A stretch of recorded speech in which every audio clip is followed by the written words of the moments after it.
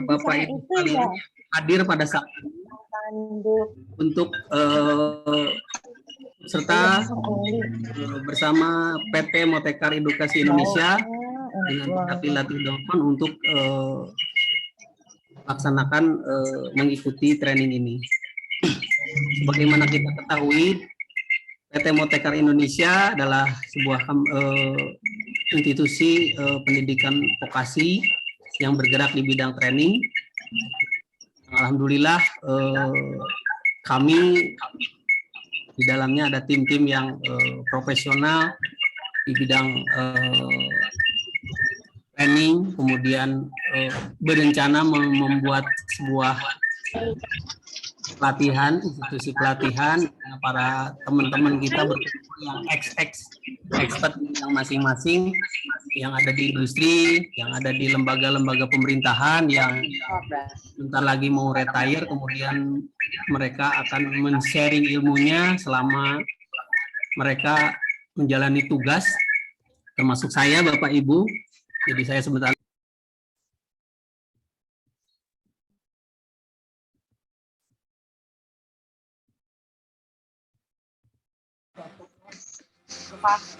Manggilnya babat sih. Coba ngomong. Aku minta tabung goreng. Mau tabung kono bapak kono utangnya kon bapak ya.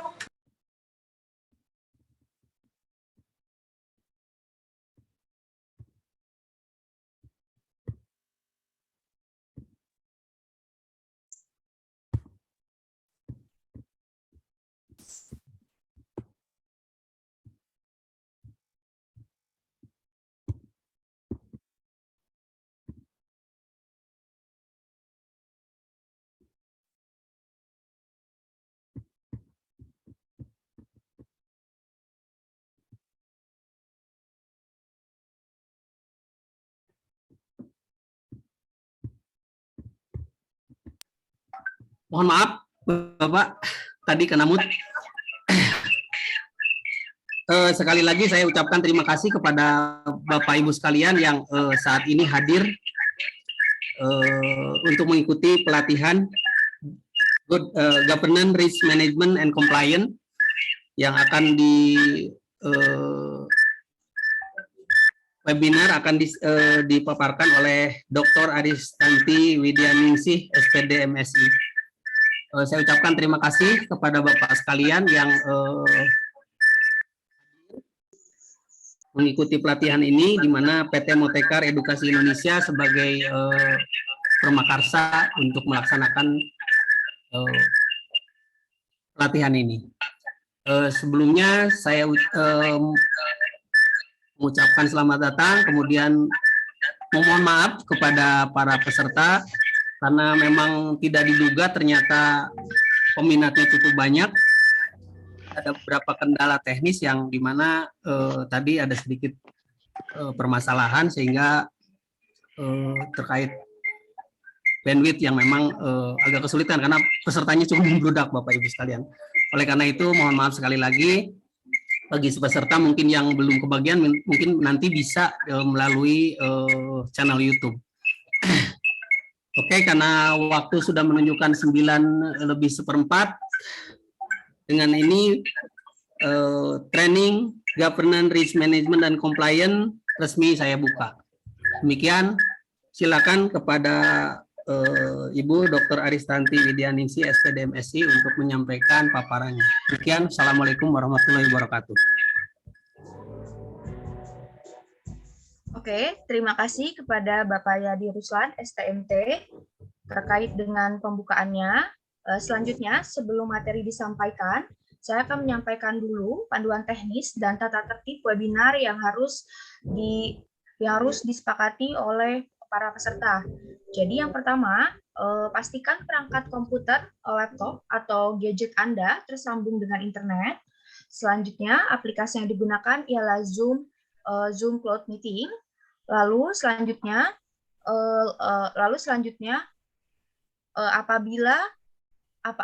apabila nama Anda belum di-rename, tolong di-rename dengan nama format asli _asal instansi.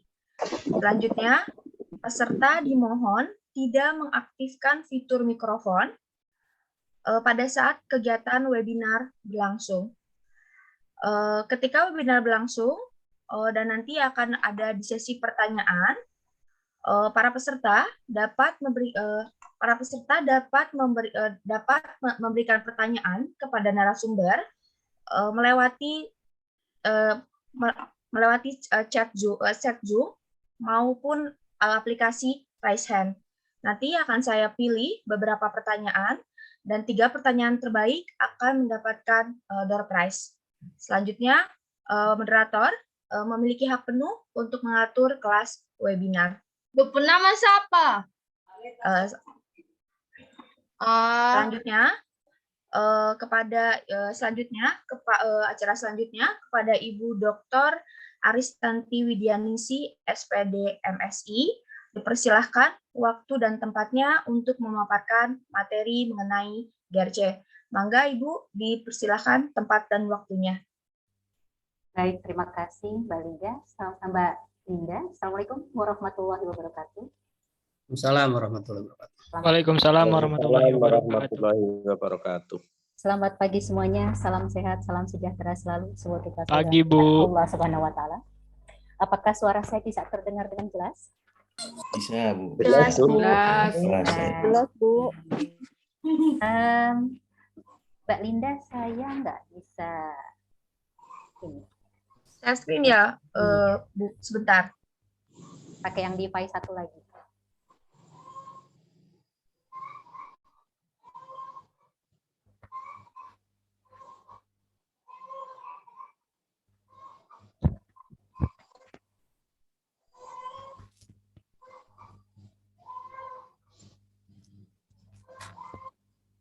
Baik, terima kasih Pak Gusti dari Jembrana, luar biasa ini pagi-pagi menyempatkan diri untuk belajar. Terima kasih bisa bertemu dengan para pembelajar, para penggerak GCG dan tentunya khususnya PGRC. Ini sambil dari Mbak. Oke, baik sudah.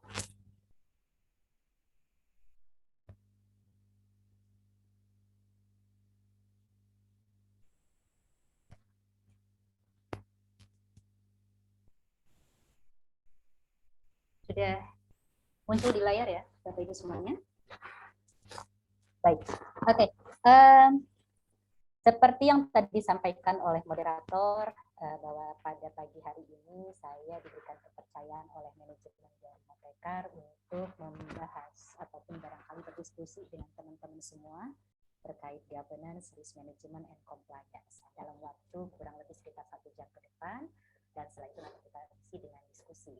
Nah, hal ini menjadi menarik karena memang boleh dikatakan terkait dengan GCG bisa dikatakan gampang-gampang susah, gampang untuk diucapkan namun sulit untuk dijalankan. Mengapa seperti itu? Karena banyak faktor yang memang mempengaruhi tingkat keberhasilan agar...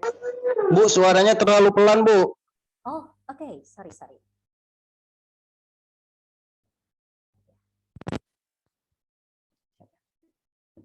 Cek sound, sudah bisa? Kurang keras, Bu. Mungkin agak lebih didekatkan lagi mikrofonnya. Sebentar.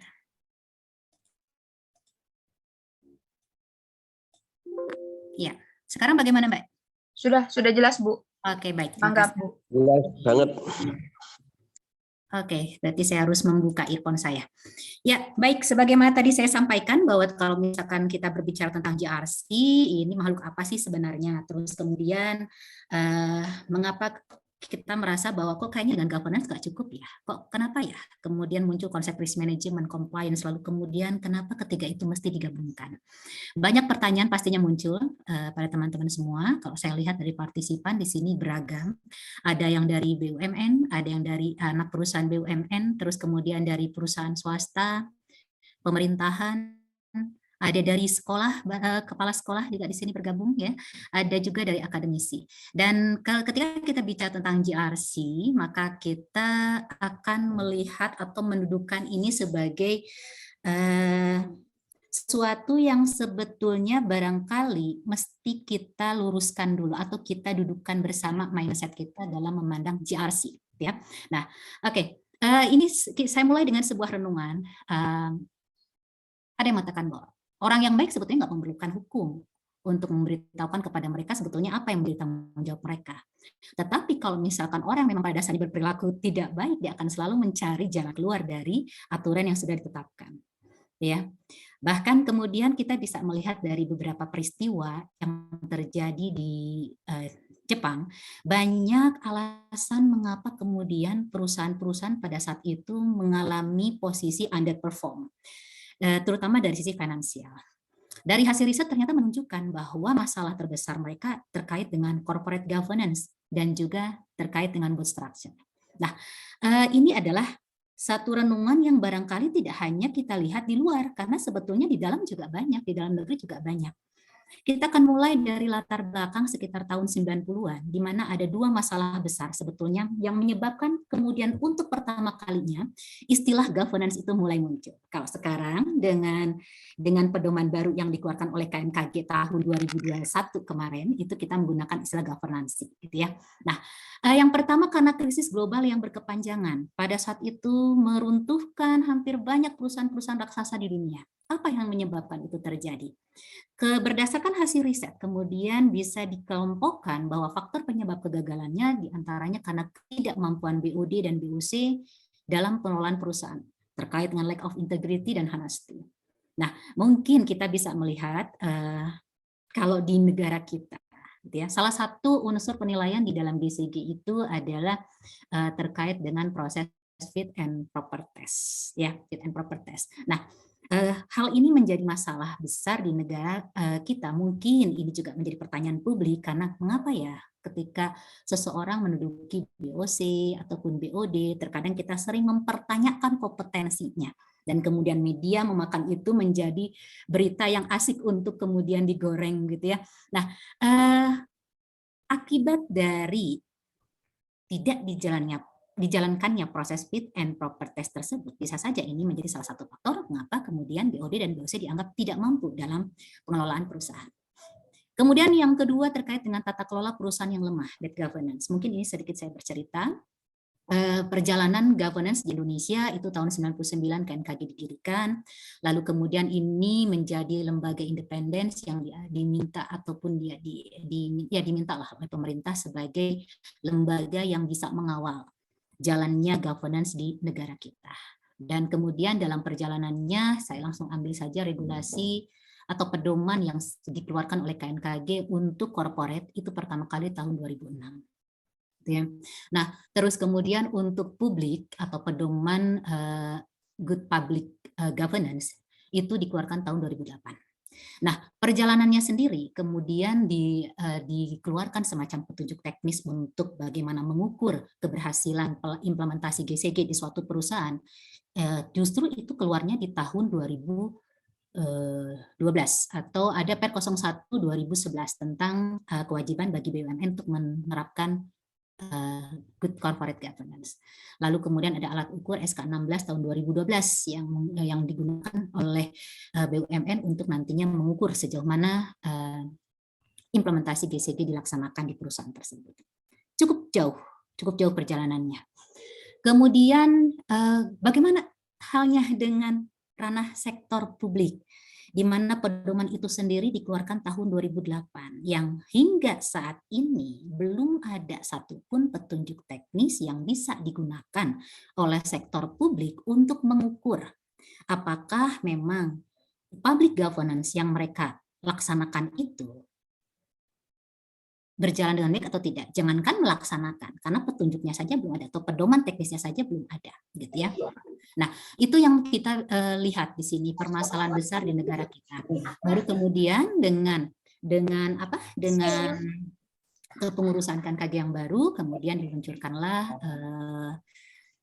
untuk pedoman governance corporate di Indonesia yang keluar di tahun 2021. Mungkin bisa dibantu Kak Linda untuk di-mute peserta ini. Ya, mangga Ibu.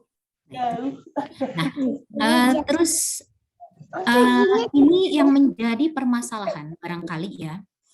Mengapa kemudian perjalanan governance di negara kita itu menjadi tersendat? Saya belum masuk kepada GRC.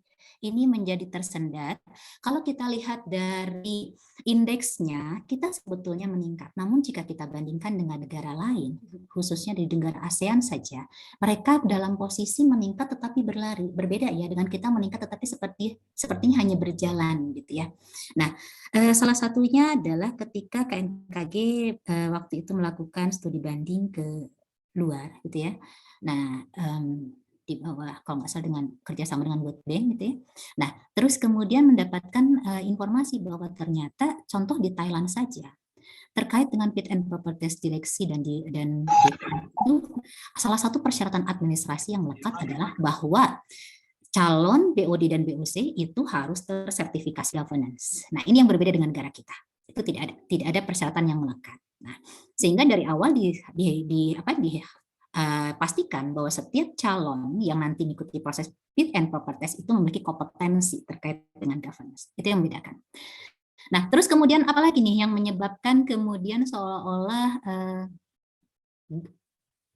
banyaknya perusahaan raksasa tersebut mengalami keruntuhan, diantaranya juga karena sistem regulatori yang lemah.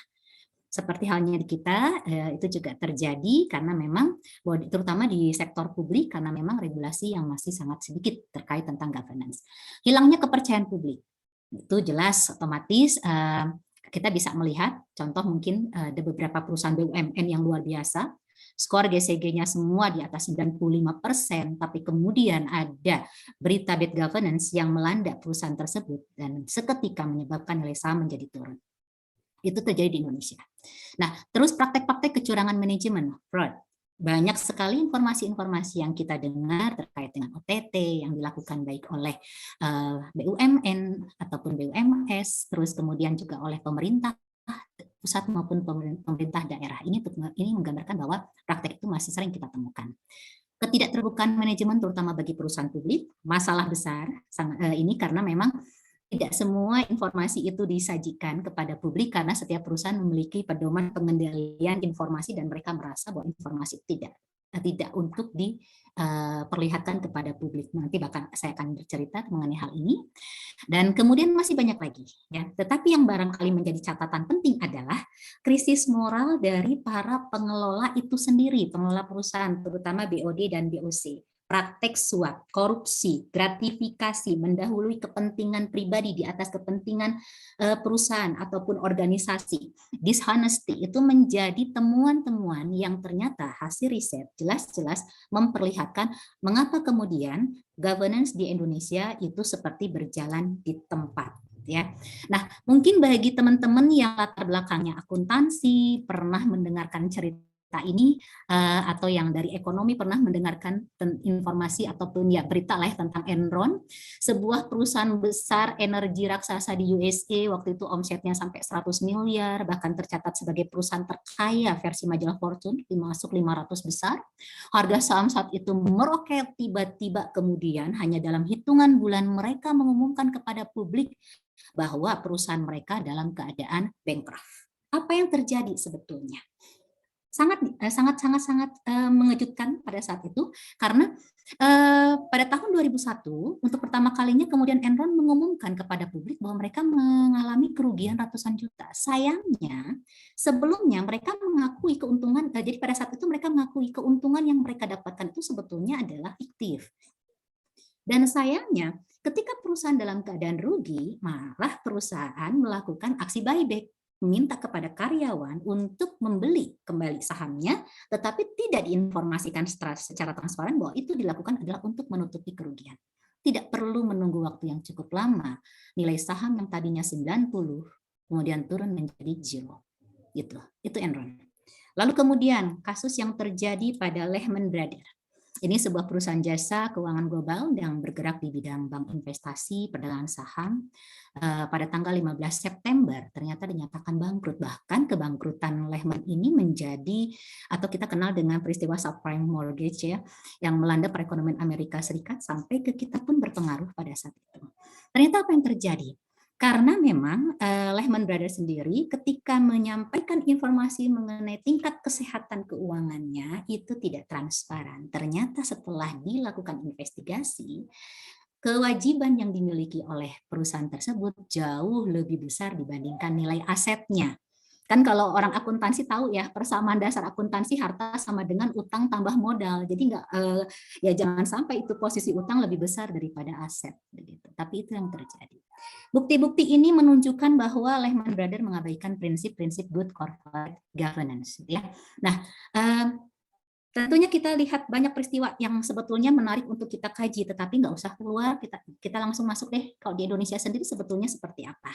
Nah, kita tidak menginginkan nama perusahaan kita kemudian muncul menjadi headlines dalam newspaper ataupun di media massa lainnya dengan berita buruk seperti ini. Kasus suap, pelanggaran soft structure, dan kemudian menyeret BOD maupun BOC yang harus berhadapan dengan hukum. Itu tidak kita inginkan. Karena kalau misalkan kita masuk di dalam proses assessment, ini menjadi faktor pengurang yang cukup besar. Sangat besar sekali. Ya. Dan apa yang terjadi sebetulnya? Kalau kita perhatikan, semua perusahaan yang saya sebutkan di sini adalah perusahaan-perusahaan yang kalau kita lihat skor GCG yang selama ini, mungkin rekan-rekan mahasiswa ataupun para akademisi menjadikan ini sebagai data untuk riset, adalah termasuk kepada perusahaan-perusahaan yang skor GCG-nya sangat tinggi. Masuk kategori sangat baik. Semua rata-rata di atas 93%. Jadi jangan heran barangkali Bapak Ibu semua, terutama para akademisi, kalau misalkan kita membimbing mahasiswa menyusun skripsi, lalu kemudian kita saya ambil pengalaman 10 mahasiswa saya, sampel ya 10 mahasiswa saya meneliti mengenai pengaruh GCG terhadap kinerja perusahaan, pengaruh GCG terhadap nilai perusahaan. Ternyata rata-rata atau boleh dikatakan 7:3. 70% menyatakan tidak berpengaruh. Ada apa gitu kan? Secara teori jelas kok kalau GCG itu berpengaruh terhadap nilai saham, terhadap kinerja gitu kan. Dan justru inilah yang kemudian menyebabkan mindset berkembang bahwa GCG itu sebetulnya justru malah membuat proses pengambilan keputusan itu menjadi sangat birokratis, terus kemudian malah menjadi high cost, terus kemudian GCG ternyata tidak memberikan pengaruh apapun karena sebetulnya GCG hanya sifatnya administratif saja. Berarti di sini ada yang perlu saya luruskan. Yang salah apa nih, gitu ya? Kita akan coba kupas satu persatu mengenai hal tersebut, ya. Nah, saya ambil contoh lah kasus ini ya, Garuda, kasus Garuda. Berawal dari tidak diterimanya laporan keuangan audited oleh Dewan Komisaris. Karena merasa bahwa ada informasi terkait pendapatan yang seharusnya tidak dicantumkan dalam laporan keuangan karena dianggap tidak relevan. Walaupun secara standar ataupun PSAK ini masih diperkenankan. Tetapi karena tidak relevan, sebab kondisi keuangan yang seharusnya terlaporkan rugi malah menjadi laba disebabkan karena adanya pencatatan atas pendapatan tersebut. Nah, ternyata ini tidak menyebabkan kemudian masalah di Garuda tuntas. Setelah itu apa? Mulai satu persatu permasalahan di internal perusahaan tersebut muncul. Ini menunjukkan bahwa sebetulnya praktek governance di perusahaan tersebut belum berjalan dengan baik. Artinya selama ini mereka hanya fokus pada compliance, sekedar patuh. Bukan atau sekedar pemenuhan dokumen saja, bukan kemudian menjadikan governance itu sebagai suatu budaya. Apalagi ketika kita bicara nanti tentang GRC, gitu ya. Nah, terus belum lagi misalkan mungkin pernah kelanjutan dari kasus ini adalah kemudian permasalahan paling dalam di dapurnya Garuda terkuak ketika serikat pekerja berbicara di depan media massa. Padahal kalau semuanya memahami isi code of conduct, lalu kemudian memahami betul apa yang diatur di dalam buat manual, bahwa yang menjadi liaison person atau orang yang berhak untuk menyampaikan informasi kepada stakeholders adalah sekper, gitu ya, bukan serikat pekerja.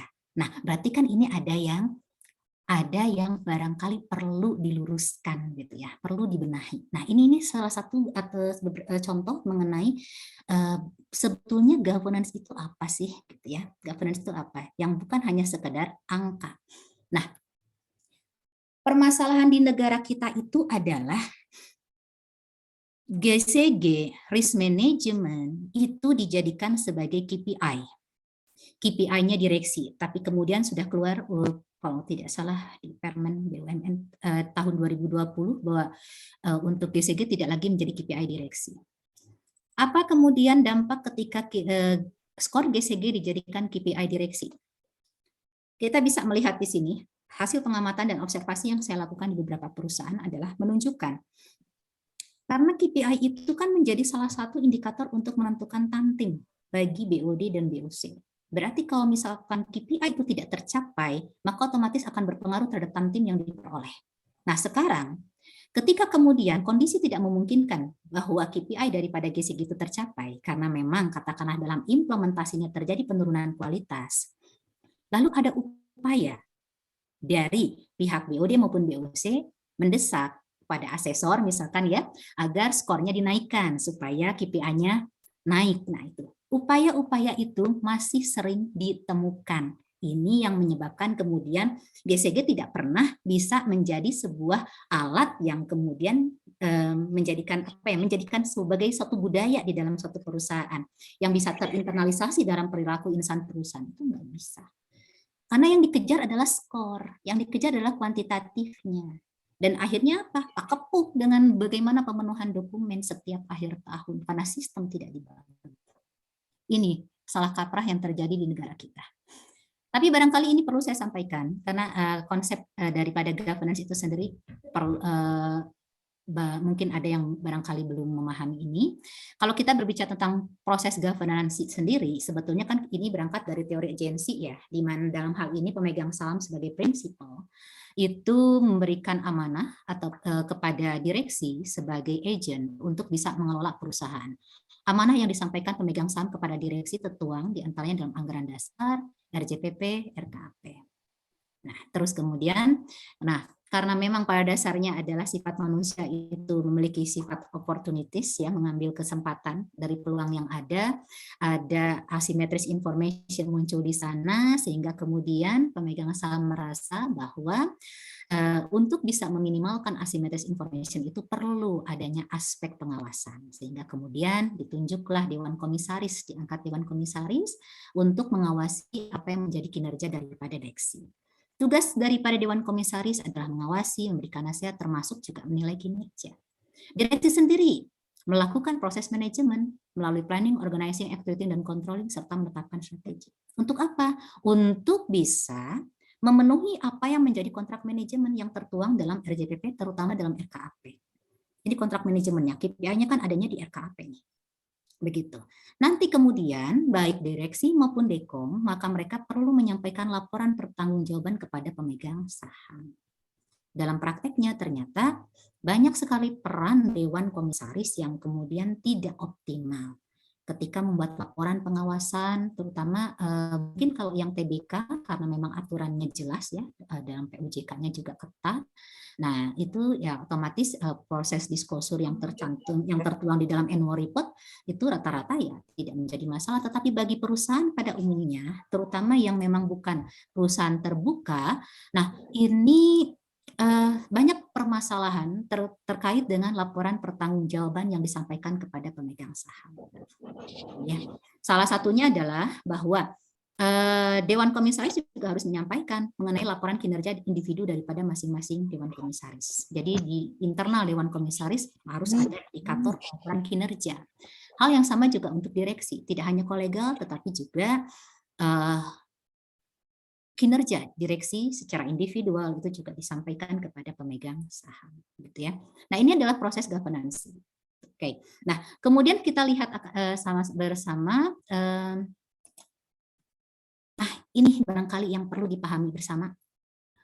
Governance itu seperti apa sih? Kalau kita perhatikan lingkaran yang berwarna abu-abu, ada direksi, di bawahnya ada manajer, ada pegawai. Ini kita namakan sebagai manajemen korporasi. Manajemen korporasi, di mana direksi diikat dengan KPI yang tertuang dalam kontrak manajemen di dalam RKAP, gitu. Dan setiap manajer di bawahnya itu berupaya dengan KPI divisinya, unit sampai kepada individu dengan alat ukur yang digunakan bersama-sama mencapai tujuan ataupun ya tujuan yang tadi sudah ditetapkan. Tapi ini belum kita namakan governance. Karena governance baru kita boleh katakan itu governance kalau di dalamnya sudah mulai masuk aspek pengawasan. Berarti kita bisa lihat lingkaran yang berwarna apa ini ya? Jingga kali ya. Nah, ini ada 3 organ.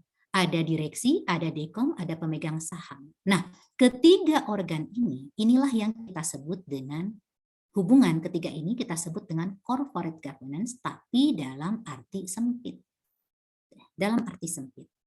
Kalau kita ingin mengukur atau melihat sebetulnya bagaimana corporate governance dalam arti luas, maka kita juga mengukur dari sejauh mana hubungan ataupun tata kelola yang dibina perusahaan dengan stakeholders lainnya. Stakeholders yang dimaksud di sini adalah ada internal, ada eksternal. Internal tidak lain adalah employees atau karyawan ataupun pegawai. Lalu kemudian kalau yang eksternal ada konsumen, ada masyarakat, vendor, ada pemegang saham, ada pemerintah, ada kreditor. Nah ini juga diatur semuanya. Bagaimana ketika kita melakukan tata kelola dengan setiap stakeholders tadi. Itulah yang kita sebut dengan corporate governance dalam arti luas. Jadi, kalau misalkan kemudian kok saya perasaan sudah melakukan aktivitas saya dengan benar, saya sudah mencapai KPI saya sesuai dengan yang ditargetkan, tapi kemudian katakanlah misalkan kenapa ini tidak menjadi apa ya?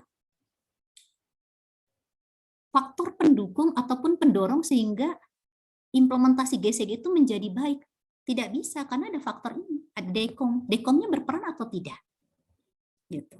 Berperan atau tidak? Kalau misalkan dekom tidak melakukan pengawasan, terus kemudian direksi jor-joran nih ceritanya ya, jor-joran dengan alat ukur yang ada, pakai balance scorecard, pakai ISO, pakai Malcolm Baldrige, pokoknya berbagai alat ukur digunakan hanya untuk bisa mencapai KPI, tetapi kalau peran dekom tidak berjalan, peran pemegang saham tidak berjalan, maka ini akan sangat berpengaruh terhadap corporate governance di perusahaan itu sendiri. Belum lagi bagaimana hubungan kita dengan stakeholders tadi, gitu ya. Nanti kita akan bahas. Nah, kita lihat sama-sama. Nah, kita bisa ini di sebelah kanan kita namakan sebagai governance framework, ya, governance framework. Ada governance principle. Kita mengenal dengan transparansi, accountability, responsibility, independency, dan fairness. Gitu. Lalu di atasnya ada governance structure. Governance structure itu terdiri dari infrastruktur, yaitu struktur organisasi, ada organ utama, ada RUPS, Dewan Komisaris Direksi, lalu kemudian ada organ pendukung, untuk Dewan Komisaris itu ada Sekdekom, ada Komite Audit, ada Komite Nominasi, Remunerasi, Komite risiko gitu ya. Nah, terus kemudian untuk organ pendukung direksi ada SPI, ada Sekper gitu ya, dan satuan kerja lainnya misalkan manajemen risiko, compliance gitu ya. Nah, ini kita namakan governance structure. Nah, infrastruktur ini selain untuk bisa bekerja dengan baik, maka harus didukung dengan soft structure-nya. Soft structure itu meliputi kebijakan ataupun pedoman kebijakan, terus kemudian juga SOP sampai work instruction yang menyebabkan job desk ini bisa berjalan dengan baik. Jadi itu yang semuanya kita namakan dengan structure GCG.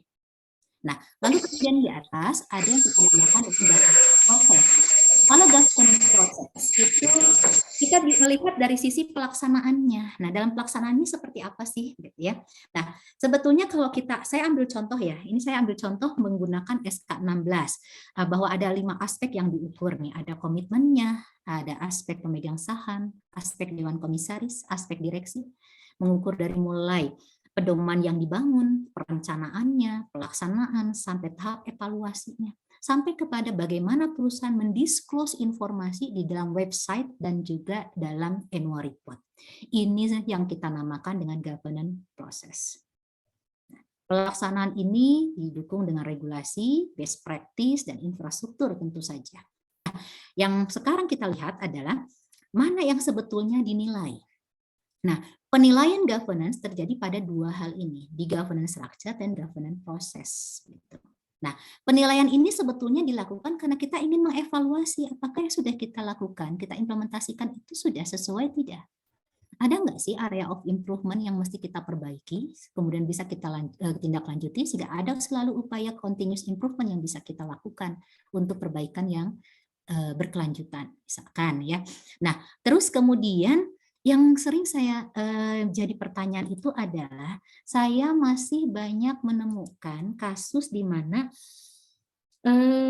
nilai-nilai perusahaan yang tertanam itu hanya semacam slogan saja, hanya semacam slogan. Pernah kan barangkali mungkin di sini ada barangkali ada anggota ada BOC maupun BOD yang hadir ya. Nah, pernahkah kemudian nilai-nilai sekarang kalau di BUMN nilai akhlak ya. Nilai-nilai akhlak itu diinternalisasikan di dalam job desk yang tertera dalam struktur organisasi.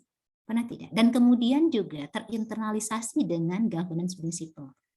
Sehingga orang tahu, misalkan saja akuntabilitas, misalkan nih untuk unit keuangan apa ya? Gitu. Kalau untuk pengadaan, makna akuntabilitas itu apa ya? Gitu. Sudahkah sampai ke arah sana? Ataukah selama ini yang kita lakukan hanya sebatas ya udah pemenuhan saja, yang penting ada ketika dinilai evidence-nya ada. Dan pada akhirnya kemudian kita terjebak kepada aktivitas berulang. Aktivitas berulang, ya, hanya sebatas kembali pemenuhan dokumen-dokumen saja. Samalah seperti di perguruan tinggi, ada kegiatan akreditasi, karena nggak dibangun sistemnya, akhirnya menjadi aktivitas berulang. Ketika ada proses akreditasi, riweuh gitu ya, semuanya turun gitu loh. Terus gimana caranya agar dokumen itu, karena memang penilaiannya by evidence, jadi ya bagaimana yang penting ketika dinilai evidence-nya ada. Tapi kita tidak berupaya untuk membangun sistem bagaimana agar hal ini tidak terulang. Barangkali di sekolah juga sama seperti itu. Tapi kalau ini sudah dibangun menjadi sebuah sistem, menjadi suatu budaya, akreditasi mau dilakukan kapan saja kita sudah siap. Harusnya gitu ya. Nah, itu permasalahan yang masih kita temukan di lapangan. Oke. Nah, kalau misalkan itu sudah menjadi sebuah sistem, terbangun menjadi satu budaya, maka apa yang menjadi governance outcome pasti akan terpenuhi. Mohon maaf, saya tidak menggunakan istilah output. Output itu bisa diukur pakai angka. Mau dibikin jadi berapa, mudah. Tapi ketika kita bicara tentang outcome, maka kita akan berbicara mengenai benefit. Ada nilai tambah yang kita dapatkan. Nah, jadi kalau misalkan governance outcome-nya apa? Ada nggak perubahan perilaku yang muncul di sana? Mungkin kalau misalkan saya tanya nih kepada rekan-rekan semua, kalau kita diminta untuk memilih taksi, ya, memilih taksi, yang pertama kali terlintas nih, kira-kira taksi apa ya? Bluebird. Taksi Bluebird, Bu. Nah, Pak Adi, Bluebird. Kenapa Pak Adi kok langsung terlintasnya Bluebird? Boleh Pak Adi? Karena itu yang paling sering dipakai, Bu. Alasannya apa? Kenapa sering dipakai gitu? Yang pasti kenyamanan ya Bu ya. Nyaman. Kenyamanan, terus ya kenyamanan ya, terus mungkin ya keramahan juga dari supirnya gitu loh Bu. Ya seperti itu Bu. Oke, nyaman, ramah, aman. Yeah. Itu muncul dari customer loh. Stakeholders. Jadi bukan penilaian pribadi, gitu ya. Nah, karena sebetulnya keberhasilan sebuah perusahaan itu sangat bergantung kepada penilaian daripada stakeholders. Nah, itulah yang kita sebut dengan governance outcome. Ada satu kepuasan, gitu. Ya. Ternyata kalau saya pernah ngobrol dengan supir taksi, gitu ya, Bluebird, atau barangkali dengan driver lainnya, mereka memang mengatakan bahwa kalau diminta memilih, saya ingin menjadi driver di perusahaan tersebut. Kenapa? Karena kami mendapatkan jaminan. Ada fasilitas pendidikan yang bisa didapatkan oleh keluarga kami, beasiswa, melanjutkan sekolah, kayak gitu ya, itu ada. Terus kemudian juga ada secure, ada kenyamanan, keamanan buat mereka terkait dengan kelangsungan hidup. Terus yang menarik lagi, ternyata ada satu kebiasaan, kalau misalkan mereka sehabis apel pagi itu, mereka selalu, jadi oleh perusahaan disediakan, saya nggak tahu hari ini apakah masih dilakukan atau tidak, menyediakan semacam bedak bebek, ya, bedak bebek. Terus kemudian mereka tempelkan gitu loh, supaya sepanjang hari ketika mereka menjalankan tugas itu terhindar dari bau-bau yang tidak sedap, sampai sebegitunya. Dan apa yang muncul? Dari drivernya sendiri sebagai bagian daripada stakeholders terbesar di perusahaan taksi tersebut, mereka ada perasaan bangga. Nggak mudah loh kemudian muncul rasa bangga dari karyawan, saya bangga menjadi karyawan ini. Atau contoh paling nyata kemarin sajalah, ketika polisi disamakan dengan apa ya, Satpam BCA ya. Nah, Iya, Bu. ini kan menarik sekali ya. Ini menarik sekali gitu. Jadi kita bisa melihat di sana bagaimana kemudian harapan daripada customer terkait dengan layanan yang bisa diberikan oleh aparat sampai kemudian menyamakan atau berharap bahwa itu bisa sama seperti pelayanan yang mereka dapatkan ketika mereka menerima jasa dari bank tersebut. Nah, itu luar biasa. Nah, artinya kita melihat penilaian stakeholders itulah yang nanti akan sangat menentukan governance, menentukan nilai daripada outcomes yang sudah kita tetapkan ya. Salah satunya adalah penilaian ataupun nilai tambah dari stakeholders. Oke, kita lanjut kembali. Nah, tapi apa yang terjadi? Oke, governance sudah kita bangun. Governance sudah kita buat nih roadmap-nya. Kita bahkan sudah susun soft structure-nya. Kita sudah bangun sistemnya. Tapi kok kenapa ya masih kita temukan adanya fraud? Ini sebagai gambaran saja, survei fraud Indonesia tahun 2019 yang dilakukan oleh ACFE, ya, oleh ACFE. Ternyata fraud yang paling banyak terjadi di Indonesia itu terkait dengan korupsi. Lalu kemudian yang kedua penyalahgunaan aktiva, dan yang ketiga fraud laporan keuangan. Lalu kemudian kalau ditanyakan dari mana informasi ini bisa terungkap, media yang banyak mengungkap informasi terjadinya fraud itu justru muncul dari adanya laporan yang masuk. Apakah itu memang yang saluran yang dibuka oleh KPK sendiri, atau bisa jadi saluran yang dibangun oleh perusahaan yang kita namakan dengan whistleblowing system, gitu ya. Selain itu juga dari hasil temuan audit internal dan lainnya. Tapi saya memfokuskan kepada yang pertama, laporan. Artinya kok dari laporan itu bisa dikatakan ada sistem yang sebetulnya sudah dibangun oleh perusahaan atau suatu organisasi. Tapi dalam prakteknya apa? Ternyata ketika membangun sistem untuk mengungkap terjadinya fraud, atau misalkan kita mau mengadu ya, ketika ada satu pelanggaran, terkadang kita merasa insecure, apakah iya saya bisa dijamin nih keamanannya, gitu kan? Nah, hasil observasi yang saya lakukan selama ini di perusahaan-perusahaan yang saya lakukan penilaian, ketika saya tanyakan, ada tidak laporan atas pengelolaan WBS? Ya, mereka mengatakan tidak ada, Bu, karena tidak ada laporan. Jadi konsep yang selama ini selalu melekat adalah bahwa laporan WBS hanya akan dibuat kalau memang ada laporan yang masuk. Nah, itu yang sebetulnya perlu kita analisis lebih jauh. Bisa jadi laporan tidak ada disebabkan dua hal. Pertama, mungkin karyawan atau stakeholders tidak tahu saluran komunikasi yang harus mereka gunakan. Berarti permasalahannya ada di sosialisasi. Yang kedua, mungkin mereka tidak yakin bahwa dengan saluran komunikasi yang dibangun oleh perusahaan bisa menjamin keselamatan mereka. Karena misalkan saja di dalam pedomannya justru tidak diatur secara berjenjang terkait misalkan pelanggaran yang dilakukan oleh insan perusahaan misalnya. Contoh nih, mau melaporkan direksi gitu ya, tapi penanggung jawabnya SPI, kan jadi ada perasaan segan untuk melapor gitu ya, atau yang melakukan misalkan dekom kayak gitu ya. Nah, kalau kita menurut kepada aturan KPK, maka di dalam aturannya mesti dibuat secara berjenjang. Nah, ini temuan-temuan yang saya lihat masih terjadi di lapangan. Lalu kemudian sumber pengungkapan fraudnya sendiri itu banyak didapat dari siapa? Ternyata dari karyawan. Tapi ini nanti menarik. Ini didapat dari karyawan, jadi terlihat bahwa sistem WBS di perusahaan sudah jalan, ya. Nah, ada upaya pengendalian di mana karyawan itu tidak segan untuk melaporkan ketika adanya pelanggaran yang terjadi di lingkungan kerja mereka. Biasanya ini juga didukung dengan komitmen pimpinan yang tinggi. Terus pihak tanpa menyebut nama, bisa juga karena memang sistem membuka di mana seseorang bisa melaporkan dengan anonim ya dan lainnya. Atau bisa juga dari pemasok begitu ya. Nah, jadi itu sebabnya mengapa kita secara berkala mesti melakukan survei kepuasan kepada karyawan, kepada vendor, juga kepada customer ya. Nah, untuk melihat sejauh mana sistem yang sudah kita jalankan selama ini, apakah sudah berjalan dengan baik atau tidak. Nah, terus kemudian kita lihat di sini, apa dong yang menjadi kontrolnya terkait dengan anti fraud? Ternyata paling banyak memang dibangun melalui WBS. Baru kemudian ada kebijakan anti fraud yang kita kenal dengan ISO 37301 ya.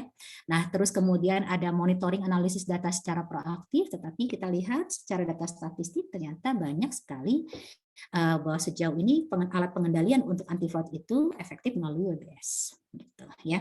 Nah, tapi yang menarik justru kita lihat di sini yang banyak lapor karyawan, tapi pelaku fraud yang terbanyak juga karyawan. Artinya, kalau tadi hasil riset di awal bahwa bad governance biasanya disebabkan karena kesalahan yang dilakukan oleh top management, ternyata tidak menutup kemungkinan bahwa terjadinya tindakan fraud itu justru banyak dilakukan oleh karyawan kalau melihat hasil riset ini. Nah, terus apa yang menyebabkan kemudian ini bisa terjadi? Salah satu faktornya disebabkan karena adanya kelemahan pengendalian. Hasil penelitian menunjukkan bahwa berdasarkan survei yang dilakukan, lemahnya pengendalian itu disebabkan yang paling atas adalah sikap atasan yang tidak memberikan keteladanan. Seperti itu. Ya. Terus kemudian langkahnya pengawasan internal control berbeda dengan audit internal ya. Lalu kemudian mengesampingkan internal control ya. Nih terutama yang di lembaga pemerintahan SPIP PP 60 tahun 2008 launching ataupun mulai dikeluarkan atau disosialisasikan di awal 2011. Lalu kemudian 2019 ada instruksi dari Presiden yang mengatakan bahwa bagaimana ini upaya tindak lanjut dari hasil penerapan SPIP tersebut. Lalu kemudian kita lihat sekarang apakah seluruh Pemda, pemerintah pusat sudah melakukan pengukuran efektivitas sistem pengendalian internal di pemerintahan. Itu juga kan menjadi PR sebetulnya. Gitu ya. Nah, oke, ini masalah fraud. Oke, terus akhirnya kita lihat dari sisi kepatuhan. Mulailah muncul ISO 37301. Sebetulnya di perusahaan sudah ada Code of Conduct gitu ya. Ada Code of Conduct, ada program sosialisasi atas pedoman tersebut, ada sistem pelaporan terkait dengan apabila terjadi pelanggaran, ada WBS yang dibangun gitu. Tetapi apakah itu sudah cukup? Cek kembali Bapak Ibu Code of Conduct-nya kalau yang di perusahaan, apakah sudah memunculkan do and don'ts yang boleh dan yang tidak boleh dilakukan? Ataukah hanya sekedar yang penting Code of Conduct-nya ada? Sudahkah sosialisasi dilakukan kepada seluruh insan perusahaan, tidak hanya BD BOC, tapi juga sampai kepada seluruh karyawan terkait dengan Code of Conduct? Lalu sudahkah dilakukan sosialisasi secara berkala untuk menilai tingkat pemahaman insan perusahaan terhadap Code of Conduct tersebut? Nah, sudah Bu, saya sudah melakukan survei setiap tahun. Ya, tapi soalnya atau instrumennya sama terus, akhirnya skornya naik terus karena mereka sudah hafal. Nah, itu barangkali juga perlu dilakukan modifikasi tersendiri, terutama bagi perusahaan-perusahaan yang memang ini sudah dalam keadaan mature ya. Nah, sehingga bisa melihat lebih jauh bagaimana tingkat pemahaman insan perusahaan terhadap isi daripada Code of Conduct dan mempraktekkan atau ya mengimplementasikanlah dalam perilaku sehari-hari. Begitu. Nah, kemudian mulai ada alat yang bisa digunakan di sini. Kita mengenal ada model pertahanan 3 lapis, 3 lines of defense. Ini dalam perkembangannya. GCG sudah, ya. Terus kemudian sekarang mulai ada 3 lines of defense. Bagaimana untuk memastikan dari sisi compliance itu nantinya bisa terlihat. Dari sisi manajemen risikonya juga bisa terukur. Nah, ketika kita bicara tentang 3 lines of defense, ini bukanlah hanya semacam slogan ataupun yang hanya tertuang dalam bentuk grand design yang kemudian dimunculkan di dalam annual report bahwa perusahaan sudah menjalankan 3 lines of defense supaya terbaca oleh investor, oh iya, perusahaan sudah punya nih lapis pertahanan. Dan kemudian reaksi investor menjadi positif. bukan itu, tetapi di dalam pelaksanaannya sendiri seperti apa. Nah, ada lapis pertama, lapis kedua, lapis ketiga. Kalau misalkan untuk mengukurnya gampang, di setiap perusahaan ataupun lembaga pemerintahan ataupun di sekolah perguruan tinggi itu kan ada yang namanya SPI. Mungkin di pemerintahan ada inspektorat. Kalau posisi SPI atau internal auditor itu masih menjalankan peran sebagai watchdog, hanya mencari temuan saja dan kemudian hubungan yang terbina antara divisi dengan SPI itu berjarak, berarti ini ada sesuatu yang salah. Artinya masih menggunakan pola lama, paradigma lama. Karena memposisikan internal audit itu sebagai kegiatan melakukan pemeriksaan auditing saja, padahal tidak. Dalam perkembangannya sekarang adalah bagaimana SPI bisa menjadi partner untuk seluruh divisi, untuk seluruh unit kerja yang ada di satu organisasi. Karena tugas daripada SPI memastikan internal kontrol di setiap unit kerja sudah berjalan dengan baik. Adanya di mana? Di lapis pertahanan pertama. Begitu. Di mana ini yang menjadi penanggung jawab atau yang menjadi unit sasarannya adalah seluruh unit kerja. Di mana juga unit kerja ini menjadi unit risiko, ya, menjadi unit risiko. Seperti itu, ya. Nah, kemudian nanti contoh yang paling gampang lah, misalkan kan ini yang menjadi alat ukur memastikan bahwa tugas dan fungsi dari setiap unit kerja itu berjalan dengan baik kan pedomannya ada di SOP ya. Nah, cek aja deh SOP-nya. SOP-nya sudah berbasis risiko belum? SOP-nya sudah internal control base belum? Begitu. Caranya bagaimana? Cek di dalam SOP yang ada, apakah ada semacam pernyataan ataupun keterangan ketika SOP ini tidak dijalankan, risiko apa saja yang sekiranya akan muncul. Kalau seluruh unit melakukan hal tersebut, terus kemudian di dalam SOP tersebut juga disebutkan, apabila SOP ini tidak dilakukan dengan benar, unit apa saja yang akan terkena, gitu kan ya. Nah, ini kan untuk bisa mengukur integrated system yang dibangun. Itu, ya. Terus juga risk base-nya risikonya apa nih? Gitu. Misalkan saja, kalau misalkan di dalam satu industri itu sistemnya seperti ban berjalan gitu. Kalau misalkan di satu unit, katakanlah ya polanya itu kan input, proses, output. Setiap unit kerja itu pasti akan mendapatkan input berupa informasi, misalkan kalau informasi ya, diproses, lalu kemudian outputnya juga bisa berupa informasi. Output yang dihasilkan oleh suatu unit kerja pasti akan menjadi input di unit kerja yang lainnya. Bapak Ibu bisa bayangkan kalau di unit kerja yang bersangkutan terjadi bottleneck, karena nggak dijalankannya prosedur dengan baik, maka ini akan menyebabkan adanya kemacetan, ada kendala, dan otomatis akan berdampak terhadap unit kerja yang lainnya. Nah, pola itu dibangun nggak seperti itu? Nah, ini adalah pedomannya yang menyusun adalah SPI. Tetapi nanti siapa yang menjadi pengelolanya atau yang menjadi pelaksana seluruh unit kerja? Nanti akan bersama-sama dengan manajemen risiko memantau, memonitoring apakah ini sudah berjalan dengan baik atau tidak. Caranya apa? Manajemen risiko ya dalam hal ini memastikan apakah memang misalkan saja identifikasi risikonya, terus kemudian risk appetite-nya, terus kemudian mitigasi atas risikonya itu dilakukan tidak oleh unit kerja. Kebanyakan fokus hanya kepada bisnis atau financial performance. Kita sering mengabaikan yang menjadi supporting system. Itu. Nah, maka kalau dalam model lapis pertahanan 3 lapis ini atau 3 lines of defense ini, bahwa posisi unit kerja sebagai unit risk unit ya. Nah, ini semuanya mau nggak mau harus bisa mengukur kira-kira identifikasi risiko yang ada di unit kerjanya itu seperti apa, mitigasinya seperti apa atas program kerja yang akan dilaksanakan. RKAP kalau di level corporate juga dipastikan ada nggak analisis risikonya, profil risiko perusahaan ada di tahap mana, gitu. Mitigasinya seperti apa atas setiap KPI yang sudah ditetapkan. Gitu. Ini. Nah, ini kalau misalkan manajemen risiko, SPI, compliance, kemudian melakukan monitoring pemantauan atas apa yang dilakukan oleh unit kerja, Maka ini bisa dikatakan sebagai upaya preventif. Upaya preventif. Jadi ketika ada katakanlah ketidaksesuaian antara apa yang dilakukan dengan prosedur, maka bisa dengan cepat diatasi. Sehingga nanti ketika di lapis ketiga SPI turun untuk melakukan audit, seharusnya temuan itu semakin sedikit, bukan semakin banyak. Jadi pekerjaan internal audit bukan di akhir, sepanjang tahun untuk memastikan internal control itu dilaksanakan. Dan secara berkala silahkan lakukan pengukuran. Sejauh mana efektivitas internal control dilakukan di perusahaan. Gitu. Boleh pendekatannya macam-macam ya, bisa menggunakan POSO gitu ya. Nah, oke.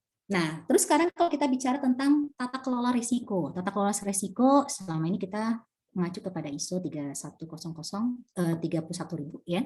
Nah, pastikan dulu apakah perusahaan sudah membangun desain kerangka kerja untuk pengelolaan risiko.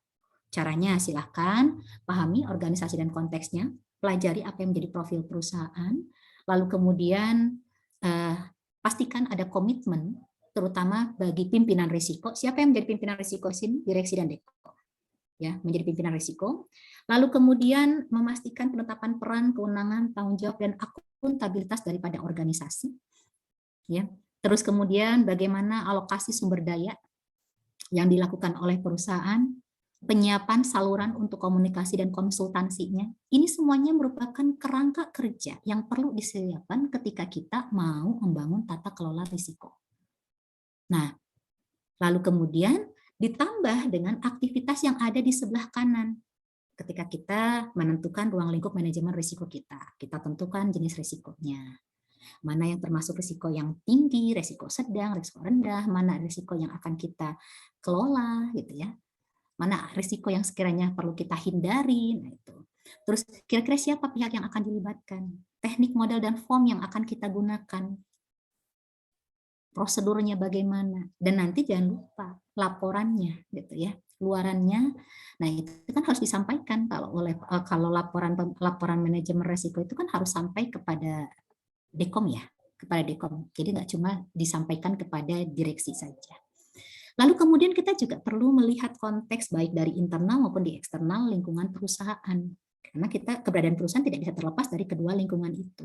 Lingkungan internal, kita identifikasi kira-kira aspek dalam organisasi kita yang sekiranya bisa mempengaruhi cara perusahaan mengelola risiko apa saja. Silakan kita identifikasi. Hal yang sama juga ketika kita menentukan konteks eksternal, ya, apakah kira-kira ada aspek di luar perusahaan yang akan mempengaruhi cara perusahaan dalam mengelola risiko. Tidak pernah terpikirkan dalam 2 tahun terakhir tiba-tiba kemudian kita berada dalam kondisi pandemi seperti ini. Cara melihat suatu perusahaan itu tata kelolanya baik atau tidak adalah sejauh mana mereka bisa adaptif dengan adanya ketidakpastian lingkungan yang tinggi. Begitu. Mengubah dengan cepat pola kerja dari yang tadinya WFO menjadi WFH. Lalu kemudian yang tadinya office manual menjadi e-office. Semuanya serba digitalisasi. Tapi ada juga beberapa perusahaan yang terseok-seok. Dan akan terukur kalau perusahaan yang sistem manajemen kearsipannya bagus, ya, itu pada saat kemarin pandemi itu udah tidak menjadi masalah. Yang tidak menjadi masalah. Saya punya satu contoh kasus ya, ketika saya melakukan satu penilaian di satu perusahaan. Kebetulan saya menilai aspek Dewan Komisaris. Jadi Sekdekom sebagai salah satu organ pendukung daripada Dewan Komisaris, salah satu tugasnya adalah membuat risalah rapat. Pada saat itu, ketika kami lakukan assessment, ternyata mereka mengatakan bahwa kami sudah membuat risalah tersebut, tetapi memang belum berhasil dikumpulkan. Nah, saya tanya, kalimat belum berhasil dikumpulkan itu maksudnya apa? Menjelang akhir proses assessment baru terkuak. Ternyata seluruh atau sebagian besar risalah ragap dan rapat internal Dekom hilang. Apa yang terjadi di situ? Ini ada risiko yang tidak diperhitungkan sebelumnya. Ternyata Sekdekom mempekerjakan atau mendelegasikan tugas membuat risalah rapat itu kepada pegawai yang tidak tetap. Di pertengahan tahun 2019, saya masuk 2020 melakukan assessment, di pertengahan tahun karyawan tersebut keluar karena dia diterima di tempat yang lain. Dan yang lebih mengerikan lagi, seluruh dokumen itu dibawanya. Karena memang pekerjaan tidak menggunakan intranet, tidak menggunakan sistem. Jadi menggunakan laptop masing-masing, itu dibawa. Ketika ada proses assessment dan ditanyakan, ternyata dokumen itu sudah dihapus dengan alasan saya kan sudah tidak lagi bekerja di sana. Bapak Ibu bisa bayangkan, dokumen yang sangat penting hilang. Karena apa? Karena perusahaan tidak membuat sistem ataupun pedoman pengendalian informasi. Maka resiko-resiko ini akhirnya terjadi. Dan perusahaan tidak sempat melakukan mitigasi. Gitu. Tapi kalau ini dari awal sudah diperhitungkan risiko kemungkinan yang akan terjadi dan bagaimana mitigasinya, tidak perlu terjadi hal tersebut. Barangkali perusahaan bisa mengatur lebih jauh bagaimana pengelolaan informasi untuk yang konfidensial, semi, non konfidensial, pengaturannya seperti apa. Ya, nah, ini terus kemudian kriterianya nanti silahkan konsekuensi yang perlu dipertimbangkan. Ya. Bagaimana cara kita mengukur, terus bagaimana kita menggabungkan hal tersebut untuk kemudian nanti kita menentukan tingkat risiko. Apakah tingkat risiko itu bisa diterima atau ditoleransi atau tidak, atau bahkan dihindari, misalkan. Ya. Nah, ini adalah beberapa hal yang perlu kita siapkan ketika kita ingin membangun tata kelola risiko. Ya. Nah, tetapi bagaimanapun juga ini akan berhasil sangat bergantung kepada risk leadership-nya, karena ini timbul dua hal. Pertama, bagaimanapun juga ketika kita menjalankan tata kelola risiko, kita tidak akan pernah terlepas dari yang namanya volatilitas. Perkembangan risiko dan perubahan yang dihadapi oleh perusahaan dunia usaha semakin tinggi, semakin cepat, kompleks, sehingga mau tidak mau diperlukan kepemimpinan yang lebih dari sekadar kepemimpinan yang masih bersifat tradisional. Kepemimpinan yang mampu mengidentifikasi, menangani perubahan dan risiko yang ditimbulkan karena volatility, uncertainty, complexity, ataupun karena ambiguity. Gitu.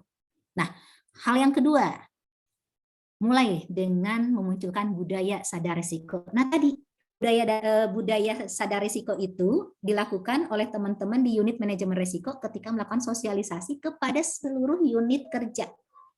Karena kan itu menjadi unit risiko ya, unit kerja itu kan menjadi unit risiko. Begitu.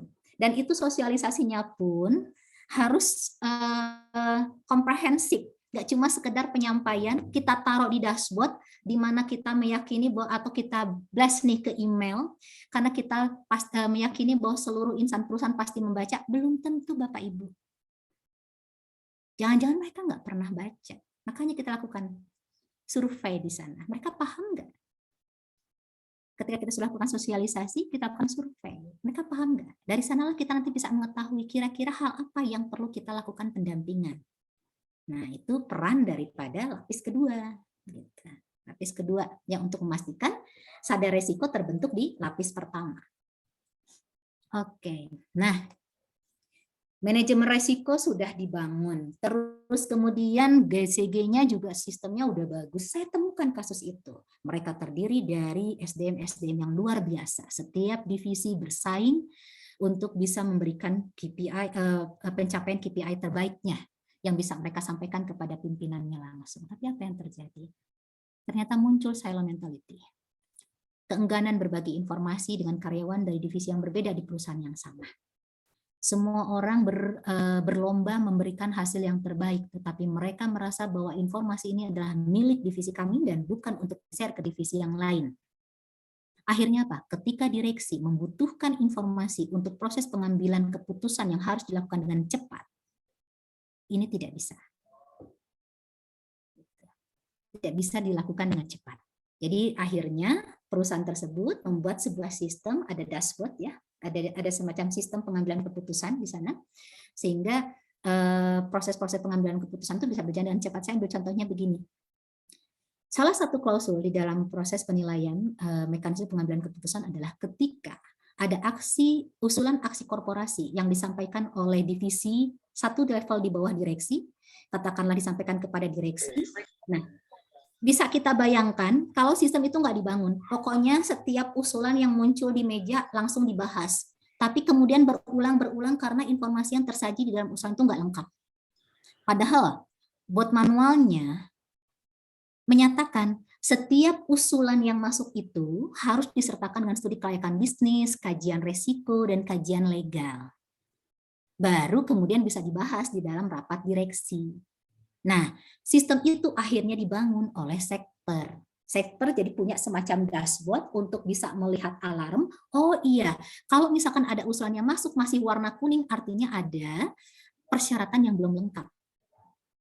Tetapi kalau yang sudah hijau, artinya ini sudah lengkap. Maka ini silahkan bisa langsung masuk ke meja direksi untuk kemudian dibahas dalam rapat direksi. Dari waktu lebih cepat, dari biaya lebih efisien. Begitu.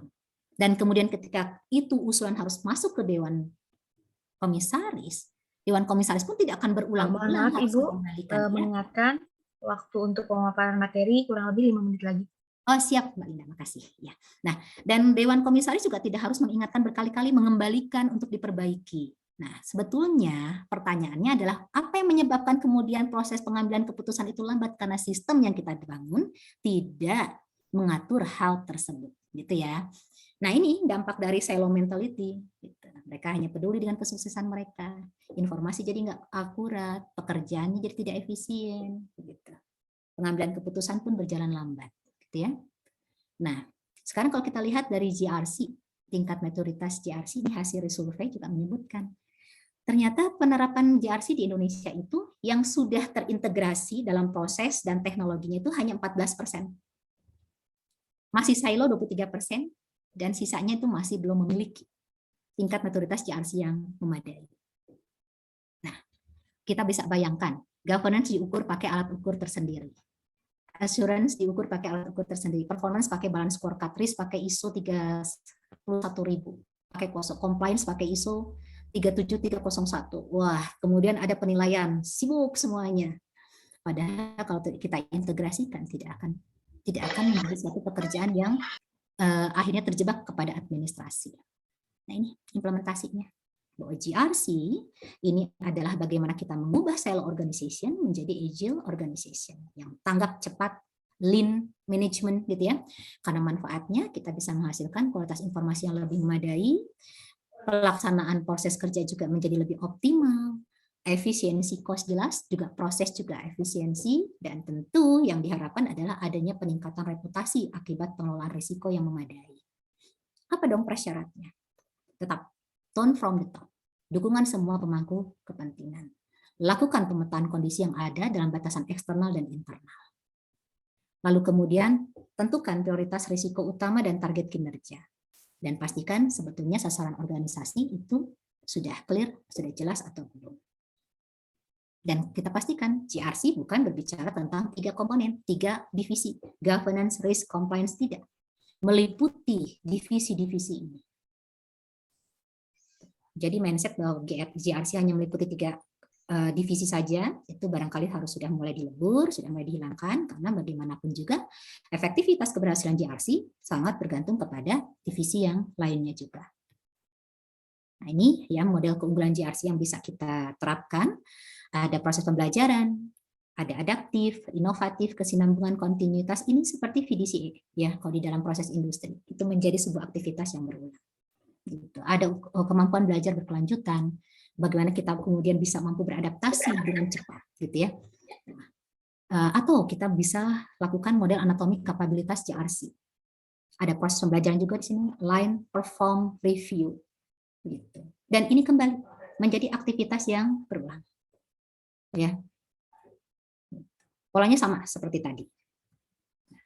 Terus kemudian kalau kita mau mengukur, maka ada sebetulnya model keunggulan GRC, di mana kita melihat 3 komponen penilaian terdiri dari proses, people atau man ya, dan tools. Ini menjadi komponen keunggulannya. Bagaimana kita mengukur dari sisi proses, people dan toolsnya, dan juga bagaimana hubungan kita dengan stakeholders, gitu ya. Nah, kriteria komponen keunggulan itu sendiri nanti kita bisa bagi, kita pilih berdasarkan aspek tadi. Setiap aspek nanti ada kriterianya. Jadi ada aspek, 3 aspek, ada komponen dan kemudian ada kriteria. Itu nanti kemudian kita nilai. Ya, ada alat ukurnya untuk bisa mengukur itu. Tapi di sini saya hanya memaparkan secara umum, secara garis besar saja. Ya. Nah, terus kemudian nanti metode pengukurannya silahkan. Boleh melalui observasi, analisis, dokumen, interview, itu metode pengumpulan datanya. Penilaian bisa self-assessment, bisa menggunakan pihak independen. Bisa, dan itu biasanya dilakukan secara periodik.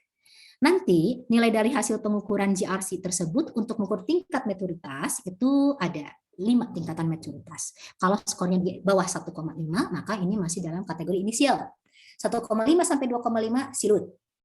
2,5 sampai 3,5 manage. 3,5 sampai 4,5 transform. Kalau di atas 4,5 sampai dengan 5 itu berarti posisi kondisi maturitas GRC-nya proaktif. Ini ketentuan kalau setiap tingkatan maturitas itu didapat oleh perusahaan. Ya, nah ini harapannya adalah ya kalau bisa ada di transform atau proaktif. Namun rata-rata hasil penilaian ataupun penelitian sejauh ini tentang GRC masih sangat jarang dan hasil observasi menunjukkan masih banyak yang inisial. Kunci keberhasilan implementasi GRC terintegrasi dari kunci sukses best practice yang dilakukan oleh beberapa perusahaan, yaitu tone from the top, perlu dukungan dan dorongan dari manajemen puncak, pembentukan budaya sadar risiko sebagai enabler untuk implementasi GRC, implementasi 3 lines of defense, karena di situ jelas tugas dan tanggung jawab setiap lini, lalu kemudian penggunaan aplikasi pendukung, itu ada sistem yang dibangun di sana, ya, supaya otomasi berjalan dan mempermudahkan proses pelaksanaan dan meminimalisir terjadinya fraud. Continuous improvement secara berkelanjutan bisa meningkatkan kapabilitas yang relevan terkait GRC untuk pegawai dan juga bisa mengevaluasi secara berkala implementasi GRC yang telah dilakukan. Barangkali itu yang bisa disampaikan. Saya kembalikan ke Mbak Linda. Silakan Mbak Linda. Oke, terima kasih kepada Ibu Dr. Aristanti yang telah menyampaikan materinya. Materinya sangat baik ya, seru sekali. Mungkin Bapak Ibu juga sudah menyimak kurang lebih tadi 60 menit mengenai materi GRC. Oke, selanjutnya kita akan lanjut ke sesi selanjutnya, yaitu sesi tanya jawab, di mana di sini untuk sesi tanya jawab saya akan memberikan kesempatan kepada 2 orang untuk raise hand untuk menyampaikan pertanyaannya langsung, dan 2 pertanyaan yang akan saya pilih di chat Zoom. Oke, untuk sekarang yang pertama, ada yang ingin menyampaikan pertanyaan terdahulu dengan melakukan raise hand? Oke, di sini ada 1. Ada Pak Muhammad Ramdan Nusa. Sebentar, oke. Satunya lagi ada Pak Antoni Anjar Bima Isworo. Oke, yang pertama saya persilahkan dulu kepada Pak Muhammad Ramdan.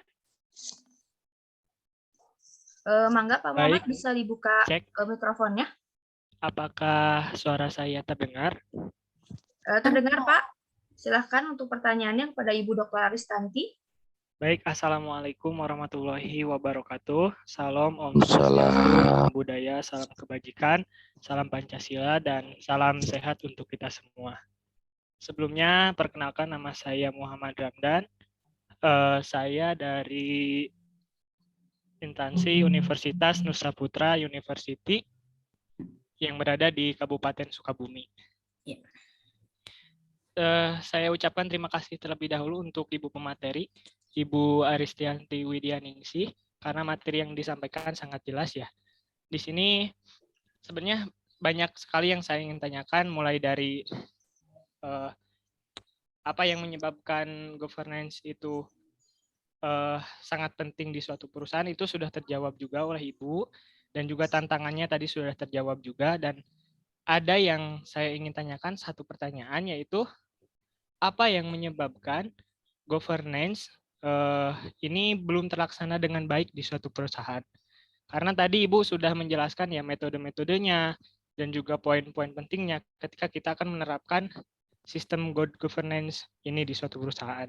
Karena governance ini kan tata laksana yang baik ya, seperangkat proses yang diperlakukan dalam organisasi baik swasta maupun negeri untuk menentukan suatu keputusan. Jadi yang mungkin yang Ibu belum bahas ini adalah apa sih yang menyebabkan governance belum terlaksana dengan baik di suatu perusahaan. Mungkin itu saja yang saya tanyakan kepada Ibu. Terima kasih.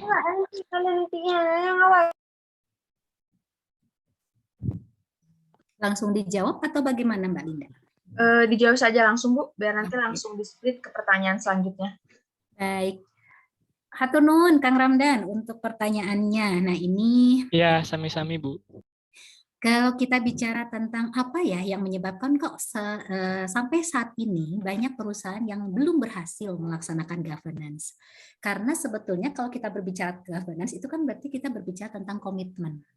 Komitmen itu menjadi komitmen seluruh insan perusahaan. Walaupun sebetulnya di dalam undang-undang, di dalam Per 01 2011 terkait kewajiban BUMN melaksanakan menerapkan GCG itu menyebutkan bahwa penanggung jawab atas GCG itu adanya di direksi, gitu ya.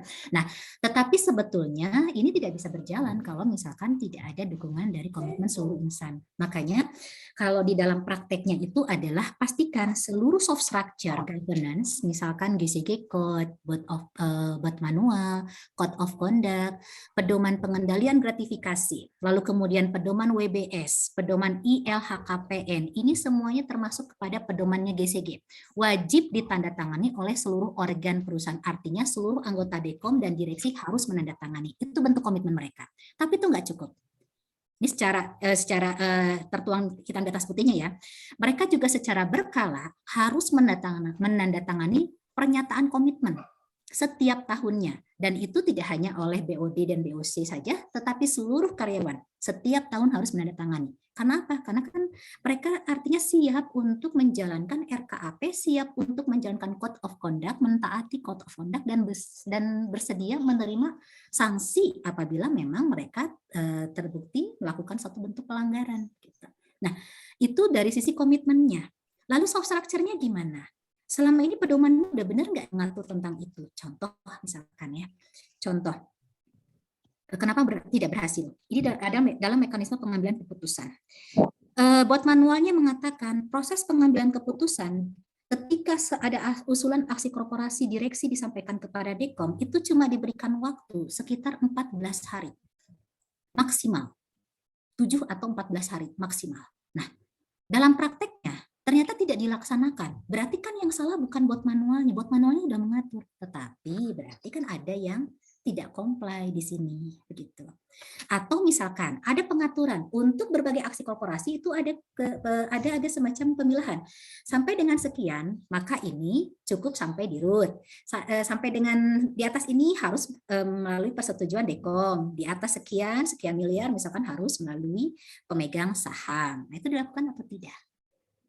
Jangan-jangan kasusnya seperti di Pertamina yang seharusnya harus sampai kepada persetujuan Dekom, tapi itu tidak dilakukan.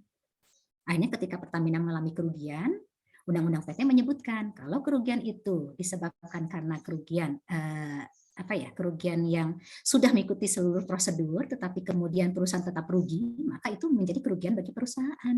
Tapi kalau kerugian yang dialami oleh perusahaan disebabkan karena tidak dijalankannya salah satu prosedur, maka ini bisa menjadi kerugian yang harus ditanggung oleh perorangan. Gitu. Dalam risalah rapat, ketika sedang ada rapat gabungan seperti itu, kalau ada dissenting opinion, sampaikan di sana dissenting opinion. Rata-rata enggak kan, musyawarah mufakat dah. Ketika kemudian muncul masalah di pengadilan, mereka mengatakan kami dari awal nggak setuju. Ya, namanya di pengadilan semua kan berdasarkan hitam di atas putih. Harus jelas, seperti risalah rapat juga, dinamika rapat harus muncul di sana. Hal-hal yang sebetulnya itu kalau dilakukan, itu tidak akan menyebabkan apa yang tadi dikatakan oleh Kang Ramdan terjadi. Gitu. Masalah besar di negara kita adalah kita menempatkan governance, ketika kita melakukan penilaian governance hanya pada tahapan compliance, sebatas patuh. Compliance itu standar paling rendah, sebatas patuh, nu penting mah aya. Bukan conformance. Conformance itu berarti menempatkan etika bisnis. Menempatkan etika bisnis. Inti daripada governance, melakukan apa yang ditulis dan menuliskan apa yang dilakukan. Di atas conformance baru performance. Kalau itu konsisten kita lakukan, kita komit bersama-sama, apa yang tadi disampaikan oleh Kang Ramdan seharusnya nggak terjadi. Begitu ya Kang Ramdan ya? Baik, hatur nuhun Ibu, sangat jelas dan dapat dipahami. Terima kasih Bu. Oke, terima kasih ya untuk Kang Ramdan atas pertanyaannya, dan terima kasih juga untuk Bu Dr. Aristanti yang telah menjawab pertanyaan dari Kang Ramdan. Selanjutnya ada untuk yang raise hand, ada Pak Antoni Anjar Bima Isworo. Mangga Bapak dipersilakan untuk bertanya. Baik, terima kasih moderator. Assalamualaikum warahmatullahi wabarakatuh. Waalaikumsalam. Selamat pagi Bu Aristianti. Terima kasih paparan materi yang sudah disampaikan sangat jelas sekali. Dan pertanyaan langsung yang saya ingin tanyakan, bagaimana memaksimalkan GRC itu ketika kami, mohon maaf sebelumnya kami dari LPFK Surakarta, yaitu UPT Kemenkes yang ada di Surakarta, Ibu. Yeah. Nah, pertanyaannya bagaimana memaksimalkan GRC itu untuk skup instansi yang cakupannya itu sebenarnya kecil karena kami UPT, tapi bagaimana memaksimalkannya dengan beberapa kekurangan bahwa kami dengan personil yang terbatas, dan dari personil yang terbatas itu lebih dari 50%-nya itu di pelayanan. Jadi di bagian manajemen itu sangat terbatas personilnya, bahkan saya sebagai anggota SPI di instansi kami juga merangkap untuk yang lain-lain terkait BPK dan lain-lain pun kami juga ditugaskan karena memang keterbatasan personil dan lebih dari 50% itu melayani untuk pelayanan pengujian kalibrasi kesehatan alat kesehatan seperti itu, Bu. Iya. Untuk memaksimalkannya bagaimana seperti itu? Iya. Terima kasih. Assalamualaikum warahmatullahi wabarakatuh. Baik Pak Antoni. Ini pertanyaan yang umumnya sering diungkapkan terutama bagi perusahaan-perusahaan yang memang dilihat dari size-nya masih sangat kecil. Tetapi di sisi lain mereka punya komitmen untuk bisa melaksanakan GRC. Nah, yang penting adalah fungsi itu Pak yang dijalankan. Contoh misalkan Pak Antoni kebetulan kan di SPI.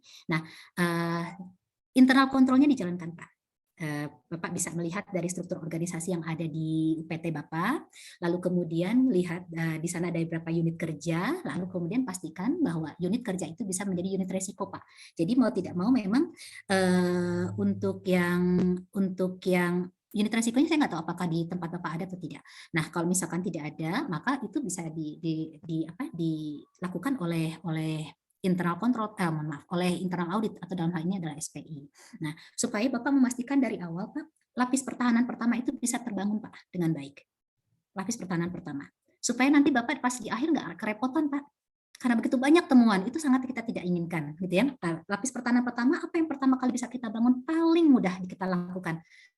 Prosedur, Pak. SOP-nya, Pak. Kita bangun SOP-nya, yang memastikan bahwa isi SOP-nya itu betul-betul sudah berbasis risiko dan juga internal control base. Begitu. Dan kemudian setiap unit kerja itu harus dipastikan tentunya perlu juga dukungan dari top manajemen untuk mau melaksanakan prosedur itu dengan baik. Dan yang paling penting Pak, reward and punishment sistemnya mesti jalan Pak.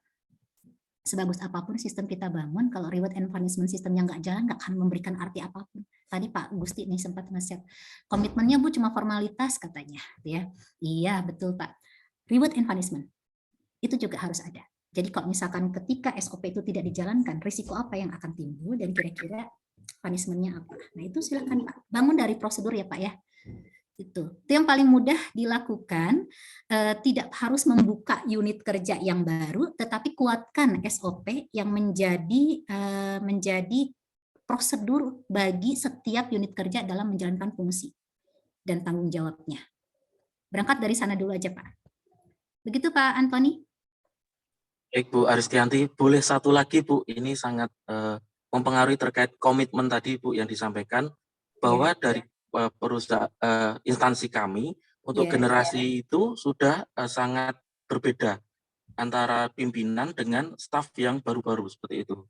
Jadi untuk penerapan misalnya sistem manajemen informasi misalnya terkait komitmen dari pimpinan ada, tapi ketika suatu ide itu disampaikan untuk mempermudahkan seperti yang dibilang Bu Aristianti tadi terkait arsip maupun pengarsipan maupun untuk nanti akreditasi, kami juga adakan seperti itu untuk akreditasinya. Tapi komitmennya itu hanya sekedar oke, kita komitmen, tapi kenyataannya ketika kita mengajukan penerapan sistem informasi manajemen itu, ada yang membilang itu semakin rumit, ada yang menyusahkan seperti itu. Dari generasinya sudah berbeda, terpaut jauh seperti itu. Bagaimana kalau seperti itu? Iya. Terima kasih. Baik Pak. Ini permasalahan karena ada gap generation ya Pak ya, generation gap yang memang tinggi. Nah, tetapi saya teringat ada satu ini terjadi di salah satu lembaga. Bagaimana mengubah pola budaya di satu lembaga pemerintahan yang sudah yang namanya ASN, punten ini saya juga ASN ya, terbiasa dengan budaya yang santai, terus kemudian rasa tanggung jawab terhadap pekerjaan sangat rendah, terus kemudian aset misalkan saja pemeliharaan terhadap aset negara juga sangat rendah, dan akhirnya kemudian pada saat itu pimpinannya dengan komitmen yang tinggi tidak hanya sekedar di atas kertas, tetapi kemudian dia lakukan dengan berbagai kebijakan. Salah satunya contoh misalkan saja terkait temuan BPK. BPK 2 tahun berturut-turut lembaga itu mendapatkan temuan disclaimer ya, mohon maaf, BPK memberikan opini disclaimer karena adanya temuan-temuan gitu ya, ada temuan-temuan terutama di masalah ATK dan perjalanan dinas. Nah, itu sudah 2 tahun berturut-turut, dan ini tentu mengusik dari pimpinan tersebut karena dia menganggap ini menjadi indikator ketidakberhasilan dia. Apa yang dia lakukan? Analisis lebih jauh, terus kemudian dia melakukan sebuah perubahan sistem yang luar biasa. Awalnya ada penolakan, ada demo di mana-mana, tapi itu hanya bertahan 1 tahun. Salah satunya apa? Seperti misalkan saja untuk ATK. ATK selama ini kan tidak ada kontrol sama sekali, jadi bengkak, betul-betul bengkak ya. Nah, terus kemudian ketika dilakukan kebijakan menggunakan pihak ketiga untuk pengadaan ATK-nya, jadi misalkan kalau orang mau fotokopi cukup pakai tab gitu loh.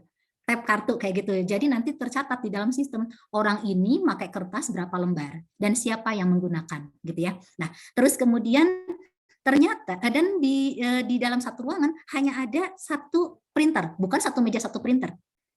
Semuanya tersentralistik. Apa yang terjadi, Pak? Itu penurunan biaya ATK yang sangat besar. Orang awalnya tidak terbiasa. Tapi kemudian karena terpaksa akhirnya terbiasa. Itu Pak, perlu keberanian seorang pimpinan untuk mau melakukan hal tersebut. Lalu tadi kembali Pak, sistem reward and punishment-nya dijalankan. Kalau untuk generasi muda, dia senang dengan penghargaan, inovasi, inisiasi, beri ruang itu Pak, beri ruang itu. Bisa jadi sistem yang dibangun itu mungkin bagi anak sekarang dirasakan tidak adaptif dengan tidak adaptif dengan kondisi yang sekarang misalkan. Nah, itu kan perlu masukan juga. Barangkali dengan melakukan survei dari generasi muda inilah didapatkan masukan bahwa sistem yang diinginkan oleh generasi muda itu seperti apa yang memudahkan mereka di dalam bekerja. Itu juga perlu. Supaya kita bisa mendapatkan feedback-nya, Pak. Jadi memang itu perlu keberanian dari pimpinan Pak ya untuk melakukan kebijakan itu, melaksanakan kebijakan tersebut. Itu Pak contohnya Pak. Baik, terima kasih Ibu. Ya. Oke, baik. Terima kasih kepada Bu Dr. Aristanti dan Pak Antoni yang telah memberikan pertanyaan. Selanjutnya di sini saya akan membacakan 2 pertanyaan dari kolom chat. Untuk pertanyaan pertama, Ibu ya, ini ada pertanyaan dari Ibu Diana Laurencia dari Kementerian Keuangan. Pertanyaannya seperti ini, Bu.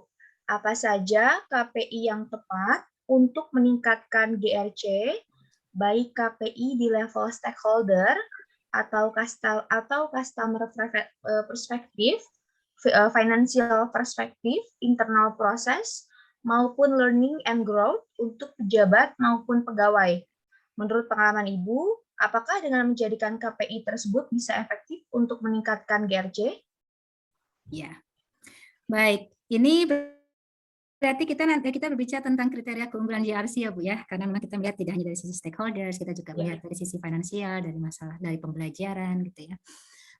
kita bicara tentang balance scorecard juga di sini. Nah, tetapi intinya adalah ketika kita kemudian telah menetapkan KPI tersebut, berarti kan ada indikator-indikator yang sudah kita tetapkan untuk bisa mencapai KPI yang dimaksudkan. Nah, apakah indikator-indikator yang kita buat tersebut dapat terukur? Dapat terukur atau tidak? Begitu.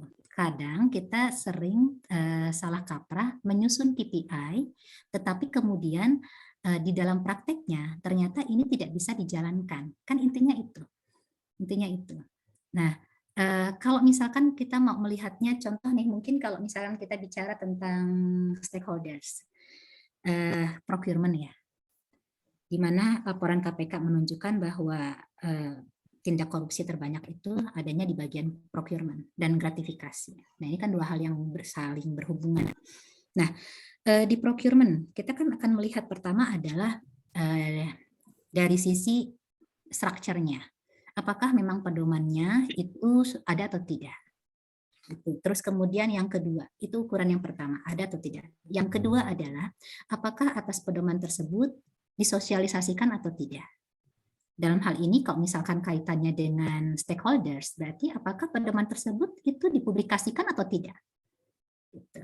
Nah, itu kan sebetulnya bisa menjadi ukuran. Nah, terus kemudian kalau dipublikasikan, contoh nggak Bu, HPS aja sampai sekarang nggak semua loh di pemerintahan mau memunculkan HPS, apalagi di perusahaan, gitu ya. Padahal kalau kita lihat dari sisi tata kelola, seharusnya dengan kita mempublikasikan HPS bisa didapatkan barang dengan harga murah, kualitas bagus, harusnya ya. Terus alasan perusahaan kan selalu mengatakan nggak bisa Bu, karena nanti khawatir tidak ada vendor yang mau masuk. Vendor mah butuh uang, pasti masuk aja. Ya, vendor pasti masuk aja gitu. Tinggal kita cek di dalam praktek yang analisisnya sendiri jalan apa enggak ketika kita menentukan HPS. Nah, itu. Terus yang berikutnya adalah dari sisi pelaksanaannya, proses penilaiannya itu dilakukan atau tidak. Risiko-risikonya kan ada di situ, Bu.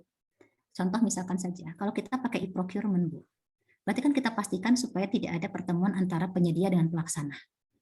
Prakteknya apa, Bu? E-procurement, penyedia pelaksana tetap ketemu, Bu. Potensi terjadinya, munculnya gratifikasi masih ada. Artinya, bisa jadi ketika kita melakukan identifikasi risiko itu tidak terpantau oleh kita. Itu JRC. Dari sisi kepatuhan, berarti kan kita bisa melihat apakah itu dilakukan secara transparan atau tidak. Kita bisa nilai, Bu, dari indeks kepuasan vendor. Secara berkala kita sampaikan kepada mereka. Silakan mereka nilai sistem procurement yang kita lakukan. Ya, kita lakukan. Karena bisa jadi barangkali dari sisi transparansi bagi vendor itu dirasakan belum bisa dikatakan transparan misalkan, tapi kan dari sana kita bisa temukan berbagai masukan. Dari masukan itulah kita gunakan untuk memperbaiki sistem procurement yang kita jalankan. Nah, terus kemudian SPI-nya, oke, kita lihat nih dari sisi internal kontrolnya, jalan nggak nih prosedurnya dilaksanakan apa enggak?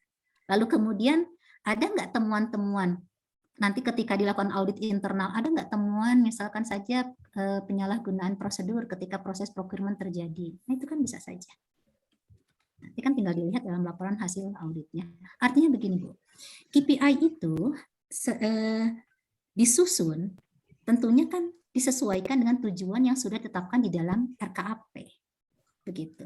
Yang jadi masalah KPI-nya kemana, realisasinya kemana, nah itu Bu yang tidak diperkenankan. Jadi intinya ada 7 Bu. Kalau misalkan kita mau menilai keberadaan soft structure-nya, sosialisasi untuk melihat tingkat pemahamannya, terus kemudian dari sisi perencanaannya, ya perencanaan program kerjanya, lalu kemudian dari sisi pelaksanaannya, lalu kemudian evaluasi laporannya. Lalu yang terakhir adalah evaluasi kualitas, artinya penilaian stakeholders terhadap kita. Begitu. Nah, itu bisa nggak turun menjadi KPI? Silahkan kita lihat analisisnya. Begitu ya, Bu ya? Oke, terima kasih Bu Aristanti untuk jawabannya. Mungkin semoga saja di sini Bu Dina Laurencia menyimak jawaban dari Bu Dr. Aristanti. Selanjutnya di sini ada pertanyaan terakhir Ibu di kolom chat. Di sini ada dari Bapak Tismail. Bapak Tismail ini dari BBPPKS Bandung. Di sini beliau bertanya, jika kita berkaca pada kondisi perpolitikan yang ada saat ini, sangat jarang menemukan yang memegang teguh komitmen politik. Sementara sebagian besar pada governance structure diisi oleh orang-orang politik. Bagaimana menjalankan good governance di sektor publik? Katanya kayak gitu.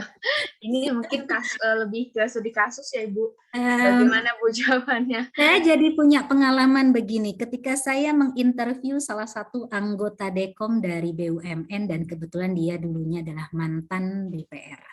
Ya, mantan DPR. Terus kalau saya tanya, apakah Bapak dulu ketika menjadi anggota Dekom melalui tahap fit and proper test, pasti jawabannya iya.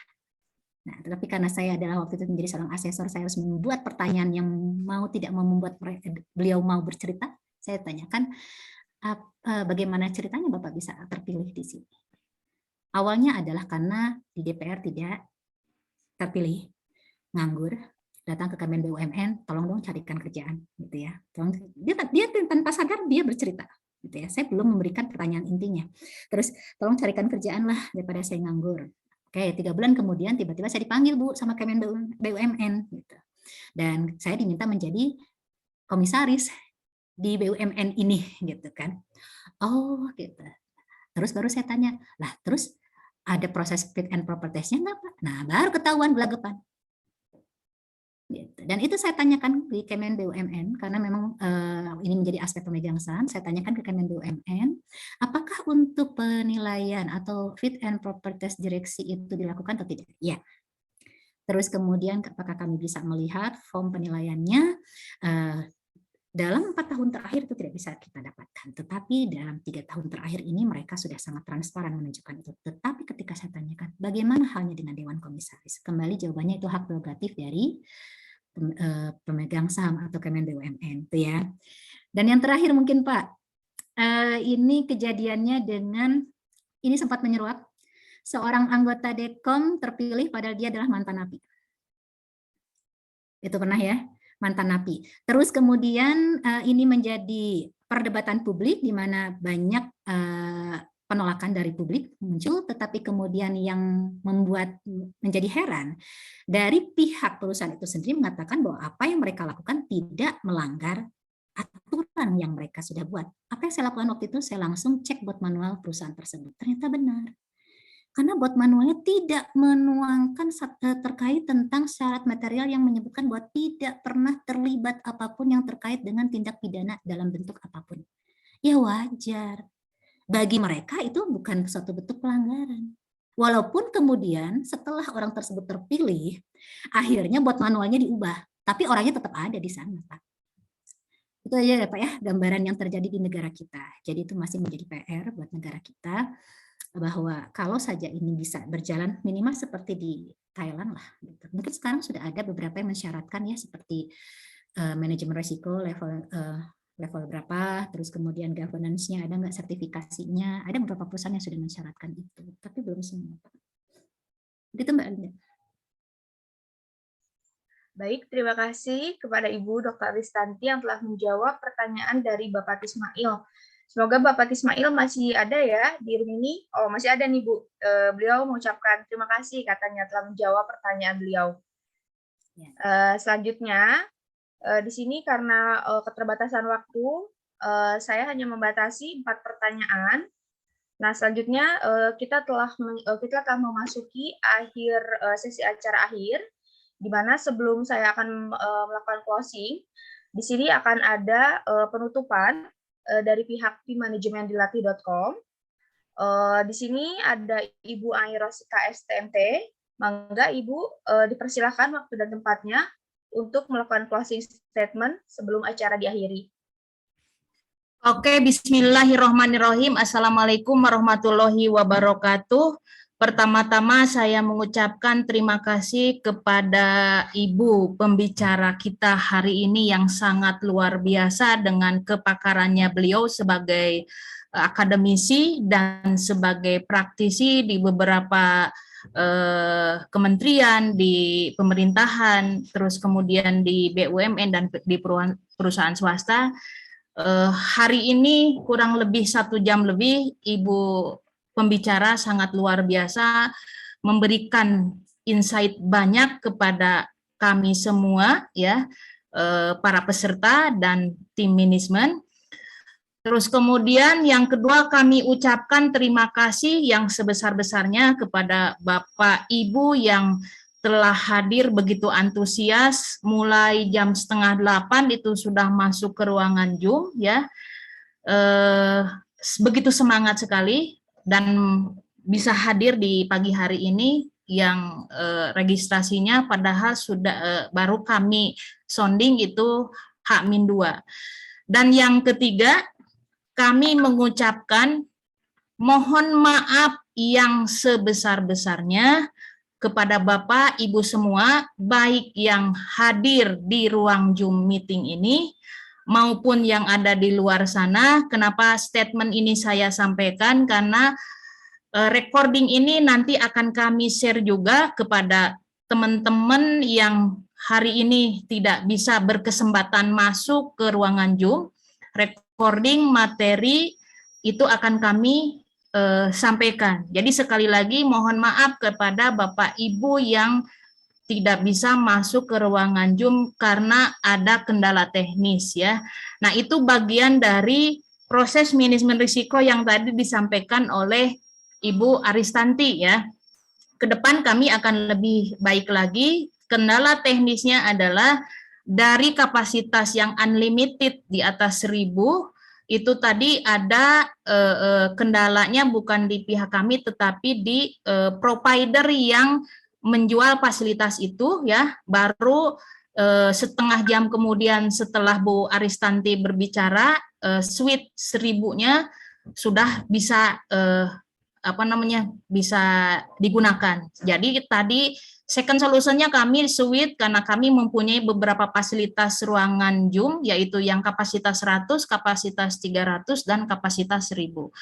Oke, selanjutnya materi yang luar biasa pagi hari ini tentunya belum tuntas, belum selesai Bapak Ibu, karena apa yang disampaikan oleh Ibu Aristanti tadi baru sebagian kecilnya dari proses governance ya, GCG, lalu kemudian risk management dan compliance, di mana proses dari materi GCG itu ada pedomannya tersendiri, lalu kemudian ada ISO-nya tersendiri, terus kemudian risk manajemennya juga itu mengacu kepada ISO standar 31.000, ada konsep dari manajemen risiko, terus kemudian ada framework manajemen risiko, dan ada proses manajemen risiko.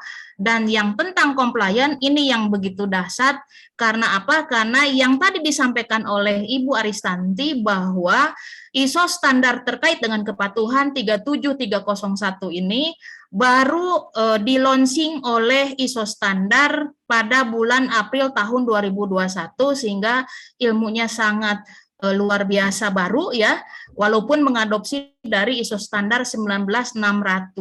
Nah, oleh sebab itu, karena yang disampaikan 1 jam ini oleh Bu Aristanti belum tuntas dan selesai, kami atas nama manajemen dilatih PT Motekar Edukasi Indonesia menawarkan kepada Bapak Ibu untuk melanjutkan tema materi di pagi hari ini yang luar biasa pada pelatihan tanggal 12 Maret tahun 2022 ya, hari Sabtu minggu depan kami menggelar yang namanya sertifikasi GRC ya, GRC, sertifikasi Governance, Risk Management and Compliance yang dilakukan pada 12 Maret 2022, dan akan kami share link daftarnya di grup Bapak Ibu, terus kemudian di email, dan di Zoom chat kami sekarang akan disampaikan. Ini saya share screen-nya, ada kendala sebentar. Sayangnya tuh nggak pakai kotak ya. Bu Linda bisa share screen Bu Linda sebentar, saya kirimkan ke Bu Linda filenya. Baik, bisa Bu. Sebentar, saya akan ke Ibu Linda, filenya hanya 1 file sebentar. Mohon waktunya. Oke. Sebentar ya.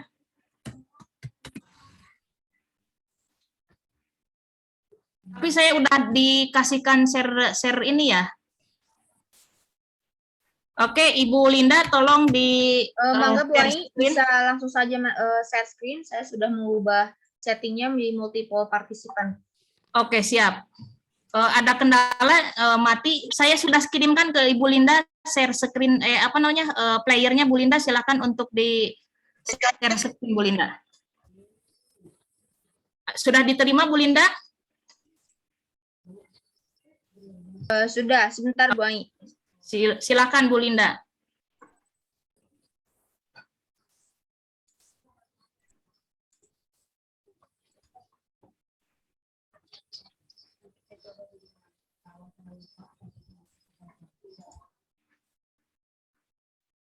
Sudah bisa, Bu? Oke, Bapak Ibu, ini flyer kami menawarkan sertifikasi ya, governance, risk management dan compliance profesional. Materinya tertuang di dalam flyer ini, yaitu membahas lebih detail bagaimana korelasi dan inline antara GCG, terus kemudian manajemen risiko dan compliance ISO standar 37301, di mana seperti yang tadi disampaikan oleh Bu Aristanti bahwa GCG-nya sendiri itu sebenarnya tema tersendiri, lalu kemudian manajemen risikonya juga tema tersendiri, kemudian compliance-nya tema tersendiri. Nah, pada minggu depan tanggal 12 Maret tahun 2022, Bu Aristanti akan mengelaborasikan antara ketiga tema pedoman dan standar yang berbeda, bagaimana nanti untuk memberikan pemahaman dan implementasi yang baik di kalangan perusahaan baik pemerintah maupun perusahaan swasta. Barangkali Bu Tanti itu yang saya sampaikan Bapak Ibu.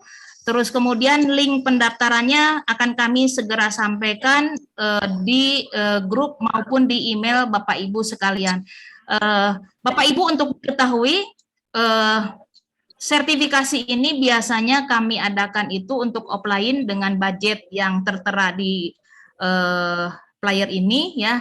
Ini terkhusus bagi Bapak Ibu yang registrasi di webinar ini, baik yang sudah masuk ke link Zoom ini dan yang tidak bisa masuk ke link Zoom ini, akan diberikan fasilitas harga spesial untuk sertifikasi di kemudian hari. Itu yang ingin saya sampaikan sekali lagi. Terima kasih kepada Ibu Tanti, terima kasih kepada Ibu Linda, terima kasih kepada Bapak Ibu semuanya yang telah menghadiri hari ini ya. Mudah-mudahan Bapak Ibu diberikan kesehatan, diberikan keberkahan. Saya tutup. Billahi taufik wal hidayah. Wassalamualaikum warahmatullahi wabarakatuh. Saya kembalikan waktu dan Zoom-nya kepada Ibu Linda sebagai moderator. Mangga silakan Bu Linda. Oke, terima kasih kepada Bu Ai Rosita yang telah menyampaikan closing statement untuk acara webinar kali ini. Alhamdulillah, Bapak Ibu sekalian, rangkaian kegiatan webinar hari ini telah dilaksanakan dengan baik. Kami ucapkan terima kasih kepada narasumber kita, Ibu Dr. Aristanti Udianisi yang telah memberikan ilmunya, bisa saling sharing, bisa saling diskusi di acara webinar ini. Lalu juga terima kasih untuk para peserta yang telah hadir di room meeting hari ini, serta tim manajemen dilatih.com yang telah memfasilitasi webinar kali ini. Oke, sebelum acara diakhiri, saya akan meminta foto bersama dahulu untuk sebagai kenang-kenangan ya, kita telah melaksanakan webinar hari ini. Nah, di sini ada sekitar 12 slide, di mana nanti akan saya hitung dari hitungan 1 sampai dengan 3. Lalu saya meminta tolong kepada para peserta untuk membuka kameranya, videonya, agar bisa terekam dengan baik. Setelah nanti foto bersama, saya akan mengumumkan juga 3 pertanyaan terbaik yang nantinya ya mati nih, nggak bisa dibuka. door prize ya, yang nantinya akan diberikan door prize. Oke, yang pertama di sini saya meminta dulu untuk halaman pertama. Dari halaman pertama dari 12. Tolong dibuka kameranya Bapak Ibu. Videonya di disable, Mbak, dimatikan. Oh, dibuka videonya dong. nggak bisa dibuka. Izin Bu, kameranya tidak bisa dibuka. Kepada CEO host ya. Sebentar, sebentar Mas, sebentar. Saya kondisikan dulu. Saya bisa, ini bisa dibuka.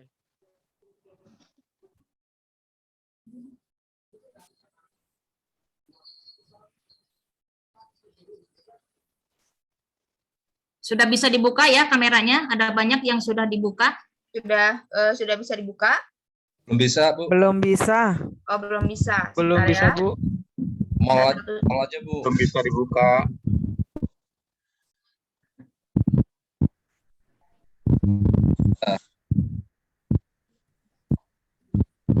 Ini satu persatu sudah saya buka aksesnya ya, Bapak Ibu. Enggak, dibuka kameranya sudah bisa ya. Ini untuk Pak Muhyiddin. Silakan. Oke. Bisa, Bu. Oke ya, di sini saya buka dulu. Oke, satu-satu. Oke. Absensinya Bu Linda sudah dibagikan, Bu Linda? Ya. Absensinya sudah dibagikan di Zoom chat. Ya, Bapak Ibu. Absensi Bapak Ibu telah diumumkan di Zoom, di room chatnya. Absensi belum ada. Materinya, Bu, tolong di-share. Materi akan di-share di grup ya, dalam bentuk Google Drive. Oke. Di sini saya akan mulai dulu ya di halaman pertama. Saya masih belum bisa, Bu. Saya akan ambil dulu gambarnya dalam hitungan 1 sampai dengan 3. 1, 2, 3. Oke, sebentar saya pindahkan dulu.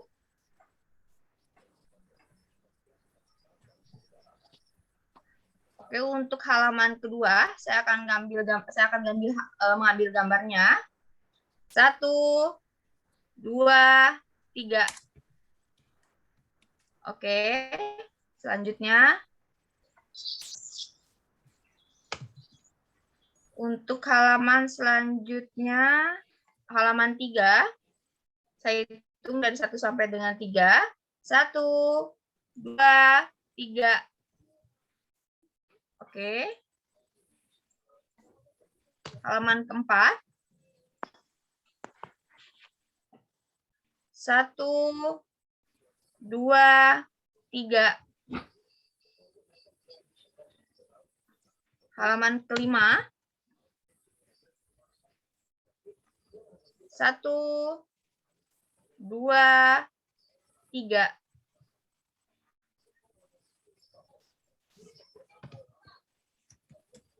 Halaman ke-6. 1, 2, 3.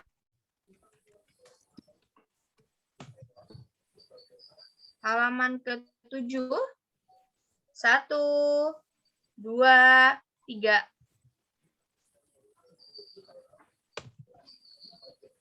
Halaman ke-8. 1, 2, 3. Halaman ke-9. 1, 2, 3. Halaman ke-10. 1, 2, 3. Dan untuk halaman terakhir, yaitu halaman 11.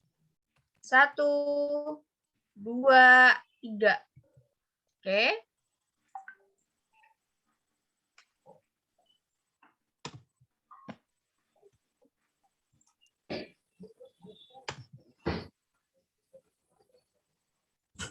Baik, Bapak Ibu sekalian, di sini sebelum acara diakhiri, saya akan mengumumkan terdahulu 3 pertanyaan terbaik. Nah, di sini ada 3 pertanyaan terbaik yang telah saya pilah di room chat. Yang pertama, Ada pertanyaan dari Pak Ilman dari Itjen Kementerian Agama. Ya, beliau bertanya tentang Dekom. Beliau bertanya tentang peran Dekom sangat berperan penting dalam ECG. Selanjutnya yang pertanyaan kedua yaitu ada dari Pak Fatjeri Razi. Beliau bertanya implementasi mengenai GRC agar tidak hanya sekedar formalitas. Lalu selanjutnya ada pertanyaan terakhir ada dari Pak Rizal dari Itjen. Beliau bertanya penerapan sistem GCG secara konkret. Nah, itu ada 3 pertanyaan terbaik. Nanti 3 pertanyaan terbaik akan mendapatkan door prize. Untuk pengumuman door prize selanjutnya akan diumumkan di WhatsApp grup atau Telegram grup. Mungkin nanti untuk Pak Ilman, untuk Pak Fatjeri dan Pak Rizal dari Itjen bisa menghubungi admin di grupnya. Oke. Selanjutnya di sini di kolom chat ada pengumuman mengenai link pendaftaran pelatihan yang pelatihan lanjutan dari tim bilatih.com. Oke. Selanjutnya selanjutnya di sini acara telah selesai. Semua rangkaian acara telah selesai dilaksanakan. Saya Linda Aisyah sebagai moderator di webinar kali ini mengucapkan terima kasih atas partisipasinya pada para peserta dan kepada panitia serta Ibu narasumber. Atas perhatiannya saya ucapkan terima kasih. Assalamualaikum warahmatullahi wabarakatuh. Waalaikumsalam warahmatullahi wabarakatuh. Waalaikumsalam warahmatullahi wabarakatuh.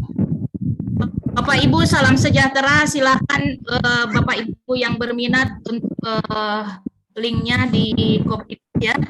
Terus kemudian segera ini maksimum jam 1 siang akan materi dari sama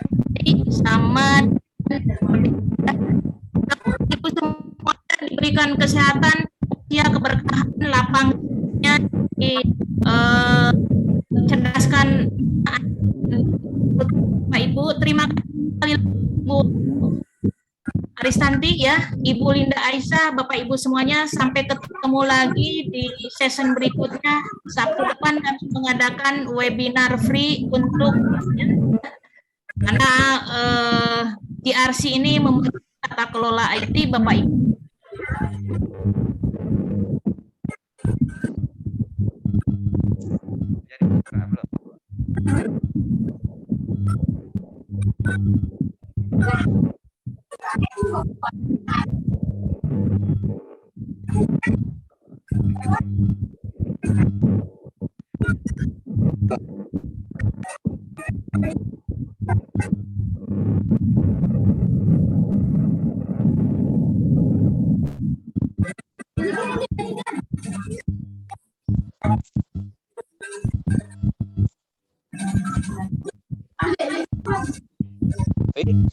Gini buka mau dikit.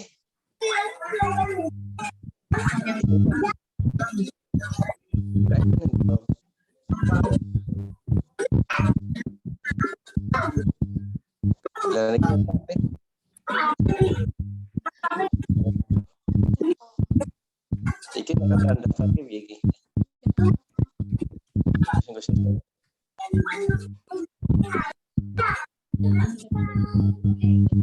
Halo.